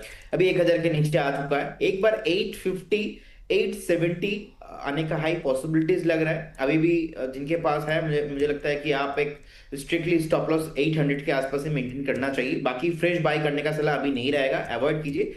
इससे बेटर मुझे सीडीएस से लग रहा है 1210 के आसपास का प्राइस चल रहा है। एक बार 1150 से अपना स्टैगर मैनर पे एक बाइंग स्टार्टअप करके जा सकते हो, लेकिन अभी नहीं, थोड़ा वेट कीजिए, अभी भी गिरने दीजिए। अभी भी गिरने दीजिए, ये सलाह यहाँ पर निकल के आ रही है। तो इसी के साथ इस सेगमेंट को करेंगे समाप्त और कोशिश करेंगे कि इसको जितनी जल्दी हो सके आप लोगों के लिए उपलब्ध करा सकें। खासतौर से गोल्ड सिल्वर ईटीएफ को लेके काफ़ी लोगों के सवाल थे, तो काफ़ी डिटेल में बातचीत आप ठीक 11:30 बजे देख सकते हैं। तो उसी के 2-4 मिनट आगे पीछे, हालांकि हमारे प्रोड्यूसर साहब पूरी प्रयास में रहेंगे इसको जितनी जल्दी अपलोड आप लोगों के लिए हम करा सकें। चलिए आगे बढ़ते हैं, 1-2 टिप्पणी लेते हैं और उसके बाद से फिर आज का तुरंत दूसरा सेगमेंट शुरू करते हैं, और जो कि हम पीएसयूज़ पे ही करते हैं। अब कुछ जान बचेगी कि नहीं बचेगी इस पर बातचीत करेंगे, लेकिन तपन सर हमारे साथ नए मेहमान जुड़े हैं। तपन सर, अब बाजार पे क्या करें सर? आपसे अभी तक मार्केट पे व्यू नहीं हुआ है, आप बताइए क्या करें। और संक्षिप्त टिप्पणी, और प्रदीप सर से भी अभी तक मार्केट पे कमेंट नहीं हुआ है, तो आप दोनों अपने अपने मार्केट पे कमेंट पे ले लें। उसके बाद से हम अगला सेगमेंट, हमारे बहुत लोगों के सवाल डिफेंस पे हैं, पीएसयूज़ पे, मेटल सेक्टर में क्या करें। तो सर पहले आप बताइए क्या करना चाहिए। देखिए, कल विपुल जी जो बजट है, ऑफकोर्स वी नो के एससीटी के वजह से काफी हद तक गिरा था, तो वो तो हमने आई थिंक काफी डिटेल में बात की हुई है, आप लोगों ने बात की है। तो और एक दूसरा एक पॉइंट जो मैं यहाँ रखना चाहता हूँ कि जो हमारा जो बोरोइंग है 17.2 लाख करोड़ का बोरोइंग है, जो मार्केट को पसंद नहीं आया। ऑलमोस्ट 15.5 या 16 लाख करोड़ का एक्सपेक्टेशन था, तो बोरोइंग थोड़ी बढ़ी है। अब बोरोइंग बढ़ने के कारण काफी है, उसमें से एक कारण ये भी है कि जो ये लाडली बहना जो चल रहा है, नो काफी सब इलेक्शन, स्टेट इलेक्शन आते हैं, वहां भी 1.2 लाख करोड़ का तो ऑलरेडी डिस्ट्रीब्यूशन हो गया है। तो मार्केट को थोड़ी चिंता है कि अगर आप बोरोइंग कर रहे हो तो क्या वो इकोनॉमी पे लग रहा है कि नहीं लग रहा है। तो वो भी एक था। डेट टू जीडीपी अगर आप देखो 55% है, विच इज कंफर्टेबल। अगर आप यूएस की बोलोगे तो 3 गुना है यहाँ से, चाइना का भी ज्यादा है, लेकिन हमें ज्यादा चाहिए क्योंकि हम लोग डेवलपिंग कंट्री है। काफी सारा कल का जो बजट था वो ओवरऑल लॉन्ग टर्म के लिए था, शॉर्ट टर्म के लिए नहीं था। लॉन्ग टर्म में हमने बात की हुई डेटा सेंटर हो या क्लाउड हो या डिफेंस हो, उन सब में आएगा, लेकिन ये धीरे धीरे आएगा। तो यहाँ it will be a stock specific market. हाँ, लेकिन ऐसे कोई कहते हैं ना नियर बाई ट्रिगर नहीं है जिसके वजह से मार्केट तुरंत, ठीक, तो वो थोड़ा ध्यान में रखना है, अदरवाइज यहाँ थोड़ा कॉन्संट्रेट हो सकता है। प्रदीप सर आपका व्यू मार्केट पे? जी बिल्कुल जी, देखिए कल हमने देखा मार्केट ने इसको नेगेटिव भी लिया है। एंड लास्ट अगर हम 2-3 महीने का लो देखेंगे, उसके नीचे अभी सस्टेन हो रहा है। सो कहीं ना कहीं अभी मार्केट में 25,000 के ऊपर सस्टेन होना बहुत इंपॉर्टेंट है। एंड कल के लो के आसपास अभी आने के लिए रेडी हो रहा है। मुझे लग नहीं रहा है कि आज यहाँ पे फ्रेश बाय अभी करना चाहिए, एक बार अवॉइड करने का ही सलाह होगा। अगर आज का क्लोजिंग बाय चांस एटलीस्ट 24,950 इसके ऊपर नहीं होता है, तो फिर नेक्स्ट स्टॉक आप मान लीजिए एक बार नेक्स्ट निफ्टी अब 24,350 24,300 जाने के लिए रेडी हो सकता है। मैं अभी कॉन्फिडेंट उतना ज्यादा हूं नहीं, क्योंकि जिस तरीके का कल का एक सेलिंग प्रेशर, उसके बाद देखिए अभी 11 बजे है, एक बार अगर 2 बजे के बाद सेकेंड हाफ में रिकवरी नहीं आता है तो कहीं ना कहीं हमें लगता है कि थोड़ा आपको कॉशियस होना चाहिए। अभी फ्रेश कोई भी ट्रेड नहीं करना चाहिए। एंड जिस तरीके से अभी हमने देखा प्राइस एक्शंस, मुझे लगता है कि 25,000 के ऊपर ही मैं इसमें पॉजिटिव रहूंगा। फिलहाल व्यू अभी नेगेटिव ही है। व्यू अभी निगेटिव ही है। चलिए आज का दूसरा सेगमेंट शुरू करते हैं, और दूसरे सेगमेंट में जो है सर फोकस पीएसयूज पे रहेगा। काफ़ी उम्मीदें थी, उन उम्मीदों पे कुछ चीज़ों के लिए बातचीत हुई, काफ़ी सारी चीज़ें नहीं हुई हैं, और थोड़ा सा प्रेशर कल हमने देखा। आज भी कुछ जगहों पे ज़्यादा प्रेशर है, कुछ जगहों पे नहीं है। एक एक करके उनकी बातचीत करते हैं। और सबसे पहले बात करेंगे पीएसयू बैंक्स को लेकर के, या पीएसयू बैंक्स पे पहले तो आप बताइए तपन सर, क्या व्यू है आपका अभी? क्या मतलब एक कमेटी तो बैठाई गई है कल कि उसका जिक्र हुआ, लेकिन उसके बावजूद जिस तरीके का प्रेशर देखने को मिल रहा है पीएसयू बैंक में, क्या एक्सपेक्टेशन ज़्यादा थी? बहुत लोगों को लग रहा था कंसोलिडेशन को लेकर के शायद कोई एक स्टेटमेंट ही सही इस पर, मतलब थोड़ी डिटेल में बातचीत होती तो शायद बैंक शायद ज़्यादा खुश होते। आपका व्यू क्या है और पीएसयू बैंकों को लेकर के गिरावट क्या बाइंग अपॉर्चुनिटी हो सकती है? बिल्कुल जी, जैसे आपने बताया कि कंसोलिडेशन हो या कहीं ना कहीं कुछ ऐसे स्टेप्स लिए जाए जिससे पीएसयू की बैलेंस शीट और स्ट्रेंथन हो, वैसी कोई बात ही नहीं हुई। एक्चुअली पीएसयू का नाम ही नहीं आया था, तो वो मार्केट को अच्छा नहीं लगा, क्योंकि हर टाइम बजट में एक्सपेक्टेशन पीएसयू के लिए अच्छी खासी होती है। लेकिन अभी पीएसयू का एंगल अगर हम देखें फंडामेंटली, मैं बोलूंगा तो आप देखिए कि जो 1.5 साल पहले ये कुछ 0.6 या 0.8 के प्राइस टू बुक वैल्यू में सब अवेलेबल थी, अभी अराउंड अभी 1.4 या उसके आसपास अवेलेबल है। यानी ये स्टॉक्स अभी ऑलरेडी डबल हो चुके हैं। अब प्राइवेट बैंक्स पे पहले है ना around 3.5 price to book value पे थे, अभी वो 2.5 के आसपास मिल रहे हैं। यानी जो वैल्यूएशन गैप था पीएसयू और प्राइवेट बैंक का, वो काफी हद तक 1 प्राइस टू बुक वैल्यू हो चुका है, और वो उतना रहेगा। प्राइवेट बैंक हमेशा थोड़ा प्रीमियम में चलेंगे कंपेयर टू पीएसयू बैंक। तो मुझे लग रहा है कि यहां से पीएसयू बैंक का जो 1.5 साल में जो ग्रोथ थी, वैसी ग्रोथ वापस रिफ्लेक्ट नहीं होगी। स्टॉक प्राइस की मैं बात कर रहा हूं, और एनपीएस अगर आप देखो तो ऑलमोस्ट 0.5 के आसपास आके रुक गए। यहां से स्टेडी ग्रोथ होंगे, तो मैं पॉजिटिव हूं, ऐसा नहीं है, लेकिन ग्रोथ का एक्सपेक्टेशन थोड़ा कम कर रहा हूं। इसमें मुझे एसबीआई और बैंक ऑफ बड़ौदा अच्छा लग रहा है, इवन कैनरा बैंक अच्छा है, लेकिन ग्रोथ आपको एक्सपेक्टेशन थोड़ा कम रख के चलना है। अदरवाइज प्राइवेट बैंक भी अभी उस लेवल पे आ रहे हैं जहां आप देखने लगे, तो पहले जो डिफरेंस था वो कम हो गया, तो उस तरह से आपको देखना पड़ेगा। चलिए ठीक है। 3 बैंकों के नाम आपने बताया, SBI, Canara bank, bank of Baroda. आपके पसंदीदा बैंक क्या है, और क्या लेवल, क्या मतलब उस पर आपकी राय है? और ये तीनों बैंकों पे ही मैं लिख करके रखा हुआ था कि लेवल्स आपसे लूँगे। तो प्रदीप सर जरा इसके लेवल्स बताइए, क्या करना चाहिए? और ओवरऑल कल जो अनाउंसमेंट नहीं हुई उसका जो गिरावट है, क्या ये बाइंग अपॉर्चुनिटी है, या आप अपनी बास्केट से पीएसयू बैंक को हटा रहे हैं? जी देखिए विपुल जी, मुझे लगता है कि कहीं ना कहीं लास्ट 2-3 महीने से हमने देखा लगातार एक up trend entire PSU bank पे। एंड जिस तरीके से स्टेट बैंक ऑफ इंडिया भी लगातार भाग रहा था, पीएनबी, कैनरा बैंक, एंड मैंने एक चीज आपको बताया था कि आई will not change my statement next 6 month, उसमें से 3 महीना 4 महीना हो ही गया है। अब एक बात देखिए, प्रॉफिट बुकिंग नहीं आया था, तो मुझे लगता है कि नॉर्मल सा हेल्दी करेक्शन यहाँ पे होगा। मैं अभी भी for to medium to long term मैं पॉजिटिव ही हूँ। मुझे लगता है कि इंडियन बैंक अगर हम देखेंगे, पहली बार आपके चैनल में आइडेंटिफाइड हुआ था ऑलमोस्ट 560 570 के जोन से, हुआ से कितना उप चला। Bank of India, Canara bank, state bank of India, मुझे सारे बैंक ही अच्छा लग रहा है। फिलहाल अगर मैं बोलूंगा कि यहाँ पे बाई करना है कि नहीं, तो मैं बोलूंगा एक बार वेट करके जाइए, क्योंकि मार्केट का एनवायरमेंट अच्छा नहीं लग रहा है अभी। अगर अच्छा एनवायरनमेंट नहीं रहता तो थोड़ा यहाँ पे प्रॉफिट बुकिंग और मैं देखने को मिल सकता है। अगर करेंट जोन से मैक्सिमम 7 to 10% करेक्शंस होता है, enter the Canara bank, PNB, state bank of India, वो आपके लिए बहुत ही एक फेयर वैल्यूएशन हो जाएगा, बाई करने का अपॉर्चुनिटी होगा आपके लिए। मुझे लगता है कि अगर किसी के पास है, सिंपल बने रहिए, और अगर आप फ्रेश बाई करना चाहते हो तो थोड़ा और नीचे आने के लिए वेट कीजिए, स्टैगर मैनर पे बाई कीजिए, एंड 1.5-2 साल का व्यू रख के आप होल्ड कीजिए, देन आप अच्छा खासा एक प्रॉफिट आप बना पाओगे मार्केट में। जी ठीक। अच्छा, बहुत सारे दर्शक हमारे जो है ना बहुत सारी सलाह मुझे दे रहे हैं, तो आप सभी का तहे दिल से शुक्रिया। श्रीनिवास जी कह रहे हैं मुलेठी वाला मीठा पान खाने से गला ठीक हो जाएगा। आप सबके बेनिफिट के लिए, इतनी हेल्प के लिए आपका धन्यवाद। Thank you sir. एक कह रहे हैं सर आप हनी टच की गोली खा लीजिए। विपुल जी, देख जी आपको रखना चाहिए खुद का हेल्थ के बारे में। मतलब आप हाँ। मतलब सुनने में भी कितना लग रहा है, मतलब कितना मेहनत आप कर रहे हो अभी दिखाई दे रहा है, but please take care your health. नहीं नहीं सर, थैंक यू, बहुत बहुत धन्यवाद, बहुत बहुत शुक्रिया सर।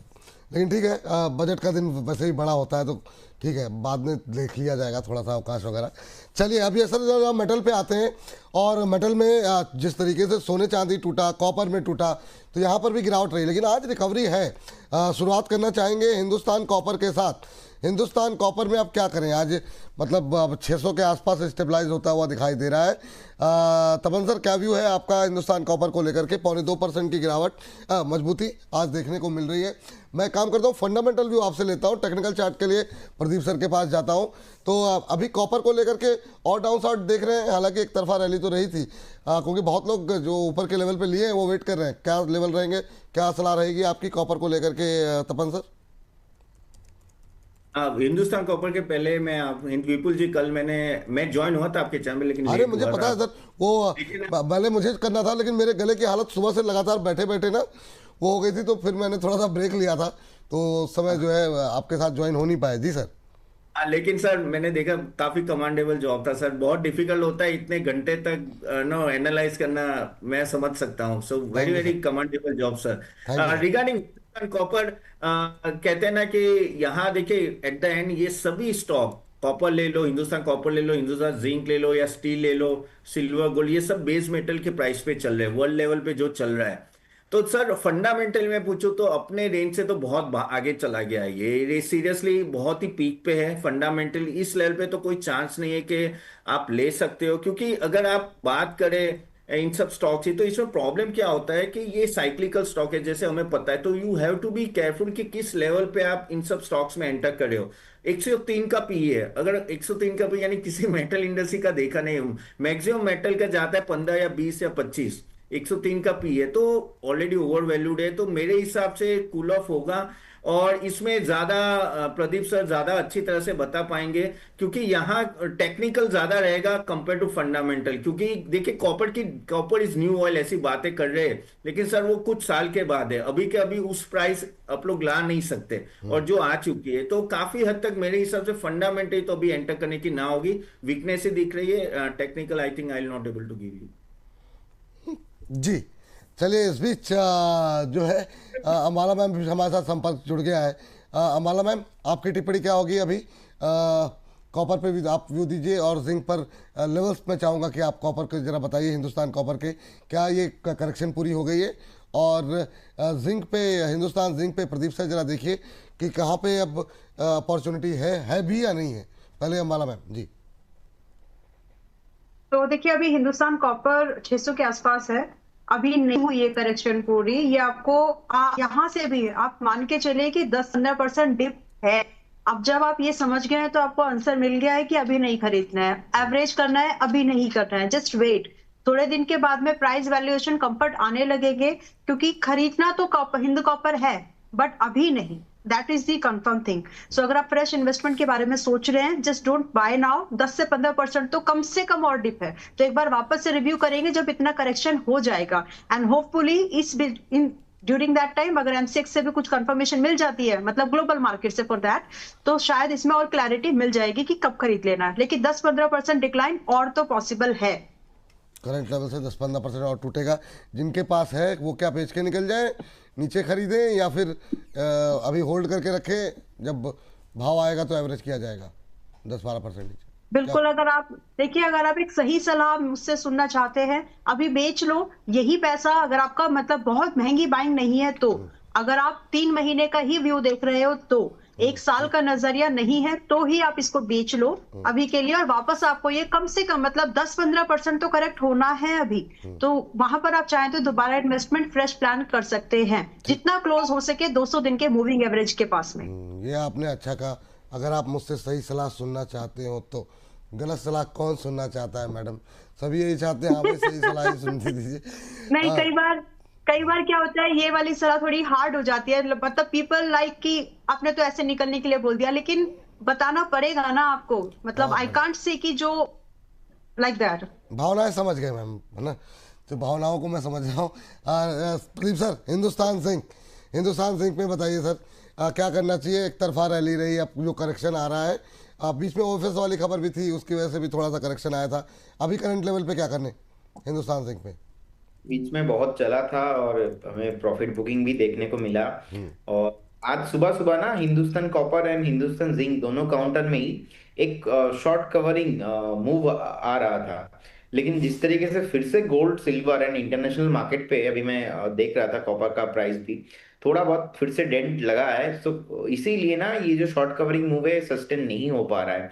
सो कहीं ना कहीं देखिए, अगर थोड़ा सा, क्योंकि ओवरसोल्ड सिचुएशन में है, थोड़ा सा अगर हिंदुस्तान जिंक 610 के ऊपर सस्टेन करता है तो अगेन एक बार आपको ना पुल बैक आते हुए दिखाई देंगे। बट वही है कि अगर आप एज ए इन्वेस्टर्स यहाँ पे इन्वेस्टमेंट करना चाहते हो तो मैं बोलूंगा एक बार आप वेट कीजिए, और भी नीचे आपको लेवल मिलेंगे। जैसे ही स्टॉक 605 एंड 10 इसके ऊपर लेवल रजिस्टर्ड करेगा अगेन आपको मौका मिलेगा। बट अभी भी जो है सेलिंग प्रेशर खत्म नहीं हुआ है, 2-3 दिन से लगातार गिर रहा है। तो हो सकता है कि मार्केट अगर थोड़ा यहाँ पे सस्टेन हो जाए, और अगर गोल्ड सिल्वर में थोड़ा रैली अगर कम जिस तरीके से नीचे आ रहा है थोड़ा भी अगर थोड़ा सस्टेन होता है तो फिर से हमें यहाँ पे पुल बैक देखने को भी मिल सकता है। और जब शॉर्ट कवरिंग मूव आएंगे तो बहुत जोर से आ सकता है। मैं यहाँ पे फ्रेश शॉर्ट करने का सलाह नहीं दूंगा, व्यू पॉजिटिव ही रखिए रादर देन सेलिंग, क्योंकि ऑलरेडी ओवरसोल्ड सिचुएशन में है। अगर आप इन्वेस्टर हो तो थोड़ा और नीचे खरीदने का सलाह रहेगा, लेकिन यहाँ पे शॉर्ट करना खतरों से खाली नहीं है, तो इसीलिए शॉर्ट करने का सलाह नहीं रहेगा। शॉर्ट करने की सलाह नहीं है यहाँ पर। फ्रेश बाई के लिए क्या लेवल बताया सर आपने, सुन नहीं पाए? कि 582 के आसपास का अभी हिंदुस्तान जिंक चल रहा है। आप एक बार 535 520 का जोन मैक्सिमम, यहाँ पे आप बाइंग स्टार्ट करके जा सकते हैं। और अगर आपका व्यू थोड़ा लंबा है तो डेफिनेटली आप लॉन्ग पोजीशन भी बना के जा सकते हैं, क्योंकि ऑलरेडी एक अच्छा खासा सेलिंग हो चुका है। स्टैगर मैनर पे बाई करने का सलाह रहेगा। 2-4 दिन के अगर लिए व्यू अगर आप कोई भी बनाना चाहते हैं तो एक बार वेट कीजिए। मुझे लगता है बस भाई जो शॉर्ट कवरिंग मूव आ रहा था ये सस्टेन नहीं हो पा रहा है due to global market and थोड़ा बहुत प्रेशर क्योंकि आ रहा है। सो एक बार वेट करने का सलाह रहेगा। जैसे ही आज डे का जो हाई है ये ब्रेक करेगा अगेन आपको एक शार्प रैली आते हुए दिखाई देंगे। ठीक सर। अच्छा, बहुत संक्षिप्त टिप्पणी मेटल पे, क्योंकि अब डिफेंस बाकी है अभी हमारा, और बहुत सवाल हमारे आए हुए हैं उसको लेके। सर सेल बता दीजिए सर, क्या करें? कई लोगों की टिप्पणी आई है। मैम टाटा स्टील देख लीजिए फटाफट, और डिफेंस की शुरुआत प्रदीप सर आपसे करेंगे। सर तपन सर, सेल? ठीक है, सेल ऑफ कोर्स नो, क्योंकि मेटल थोड़ा वीक है तो यहाँ भी थोड़ी वीकनेस रहेगी, और इस लेवल पे तो ऑफ कोर्स मेरी ना होगी क्योंकि मेटल प्राइसेस ना है। और जो ओवरऑल रिजल्ट अगर आप देखें तो ठीक था, लेकिन अभी भी मुझे लग रहा है कि काफी हद तक फैक्टरिंग हो गया है फंडामेंटली, तो मेरी इस लेवल पे तो सेल में ना होगी एंटर करने के लिए। सेल में अभी एंट्री करने की सलाह नहीं। जिनके पास है क्या करें, वेट करें? वेट कीजिए, थोड़ा डाउन आने दो 15-20% फिर ही सोचे, अभी मत कीजिएगा। अभी मत लीजिए। मैम आपका view Tata steel? Tata steel अभी 182 पर है, फ्रेश लॉन्ग नियर टू 160। उससे पहले थोड़ा सा रुक जाएंगे तो बेटर है, क्योंकि अभी थोड़ा उसमें पुल बैक आएगा। चलिए, ये बात हो गई टाटा स्टील को लेकर के। अब बात करते हैं डिफेंस को लेकर के। एकदम से पैनिक सेलिंग देखने को मिली कल जैसे बजट स्पीच खत्म हुई, क्योंकि ये हुआ कि कोई अनाउंसमेंट ही नहीं हुई, कोई बातचीत नहीं हुई। फिर जब दोबारा बजट स्पीच को पढ़ा गया तो नहीं, मतलब उसमें था जिक्र 10-15% का इजाफा जो है, 15% की बढ़त जो है डिफेंस के खर्च में की गई है। लेकिन उसके बाद आज थोड़ी सी रिकवरी है, हल्की रिकवरी है। लेकिन सर क्या करना चाहिए? शुरुआत में तो रिकवरी देखने को मिल रही थी, अब दोबारा थोड़ा सा ऊपर से फिसला है। बीएल पे आपकी राय और ओवरऑल सेक्टर को लेकर के अभी आपका व्यू क्या है? जैसे कि अभी अंशुल जी का बिल्कुल नकारात्मक रुख है, क्या आपका भी उसी तरीके से रुख है, या आपको लगता है कि नहीं, इस क्षेत्र को अभी इग्नोर नहीं किया जा सकता? देखिए, first of all Vipul ji, already एक डिफेंस क्षेत्र एक ऐसा सेगमेंट है, ओवरऑल लोगों का फोकस यहाँ पे है ऑलरेडी। और इसमें से कुछ गिने चुने स्टॉक्स लाइक बीएल बहुत बार रिकमेंड किया। देखिए, मुझे लगता है कि आपको स्टॉक स्पेसिफिक जाना चाहिए। एंड जिस तरीके का यहाँ पे एक गवर्नमेंट का भी फोकस पास्ट में भी रहा है और अभी भी है, मुझे लगता नहीं कि ज्यादा आपको सेलिंग प्रेशर करेंट जोन से देखने को मिलेगा, ऐसा नहीं है। क्योंकि ओवरऑल देखेंगे लास्ट 2-3 सालों में बहुत बढ़िया चला है, तो इसलिए हो सकता है कि कुछ टाइम लग जाए और आपको हायर वैल्यूएशन में लेना नहीं है, आपको थोड़ा नीचे आने के लिए वेट करना चाहिए। तो मुझे लगता है कि अगर आप फेयर वैल्यूएशंस में बाय करते हो घबराने का कोई बात यहाँ पे है नहीं। अगेन आपको ओवरऑल स्टॉक सेक्टर आपको ऑल टाइम हाई पे भी मिलेंगे।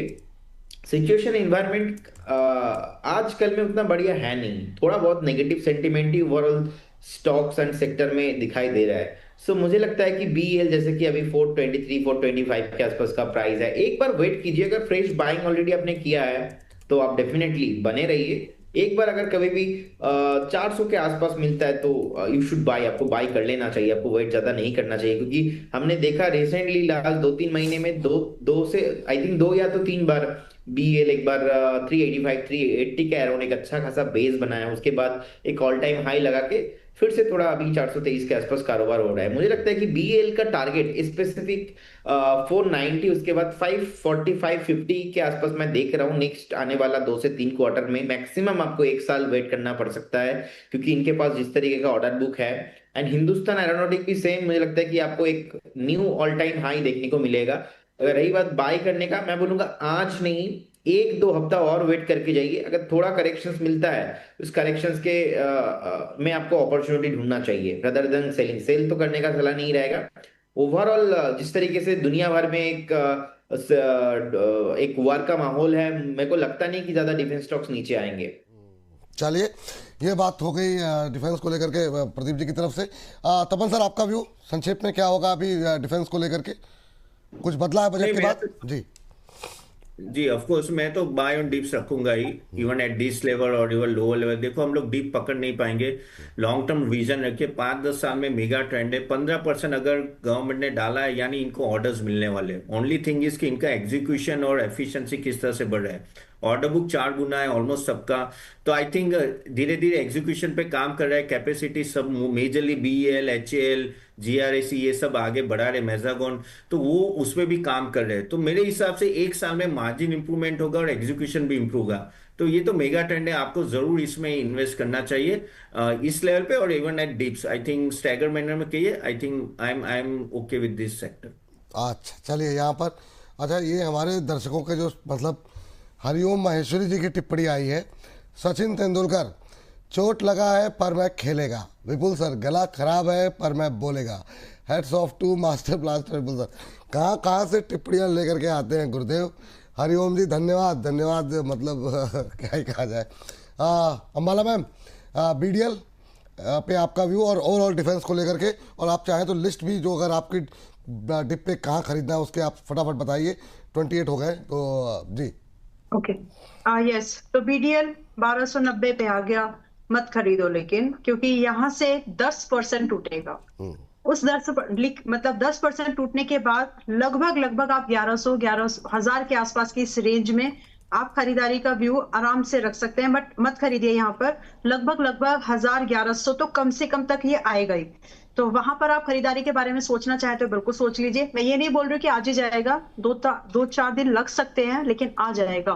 तो जितना हो सके, एक नंबर दे रही हूँ, जितना हो सके बीडीएल को 1000 के आसपास ही बाय करना। अब ये समझ लीजिए, जब 1000 बोला है तो यहाँ से कम जो हम बात कर रहे हैं 20% डिक्लाइन की कर रहे हैं। तो वैल्यूएशन का कंफर्ट उसी प्राइस के आसपास आएगा, क्योंकि बजट में बढ़ा तो है बट उतना नहीं बढ़ा। तो वो एक चीज जरूर है जो प्राइसेस को डिस्काउंट करेगा अभी। तो फिलहाल 1000 के आसपास ही फ्रेश बाय, एवरेज भी उससे पहले नहीं। एवरेज भी उससे पहले नहीं। चलिए जी कुछ कहना है? एंड बात होते होते निफ्टी 24,680 आ गया। मैम ये तो मानना पड़ेगा, आज आपने इंट्राडे का टारगेट दिया था यहाँ पे, एक बार फिर से जरा निफ्टी लेकर के आ जाइए। और इस बीच बड़ी खबर आपको बता दें कि बड़ी खबर ये है कि बाजार, सोना चांदी और बाजार सब टूट रहा है। सोना चांदी और बाजार सब में इस समय बड़ी गिरावट देखने को मिल रही है। 24,680 का लेवल बताया था कार्यक्रम शुरू होते ही अंबाला जी ने, और वो लेवल अभी टेस्ट हो गया है।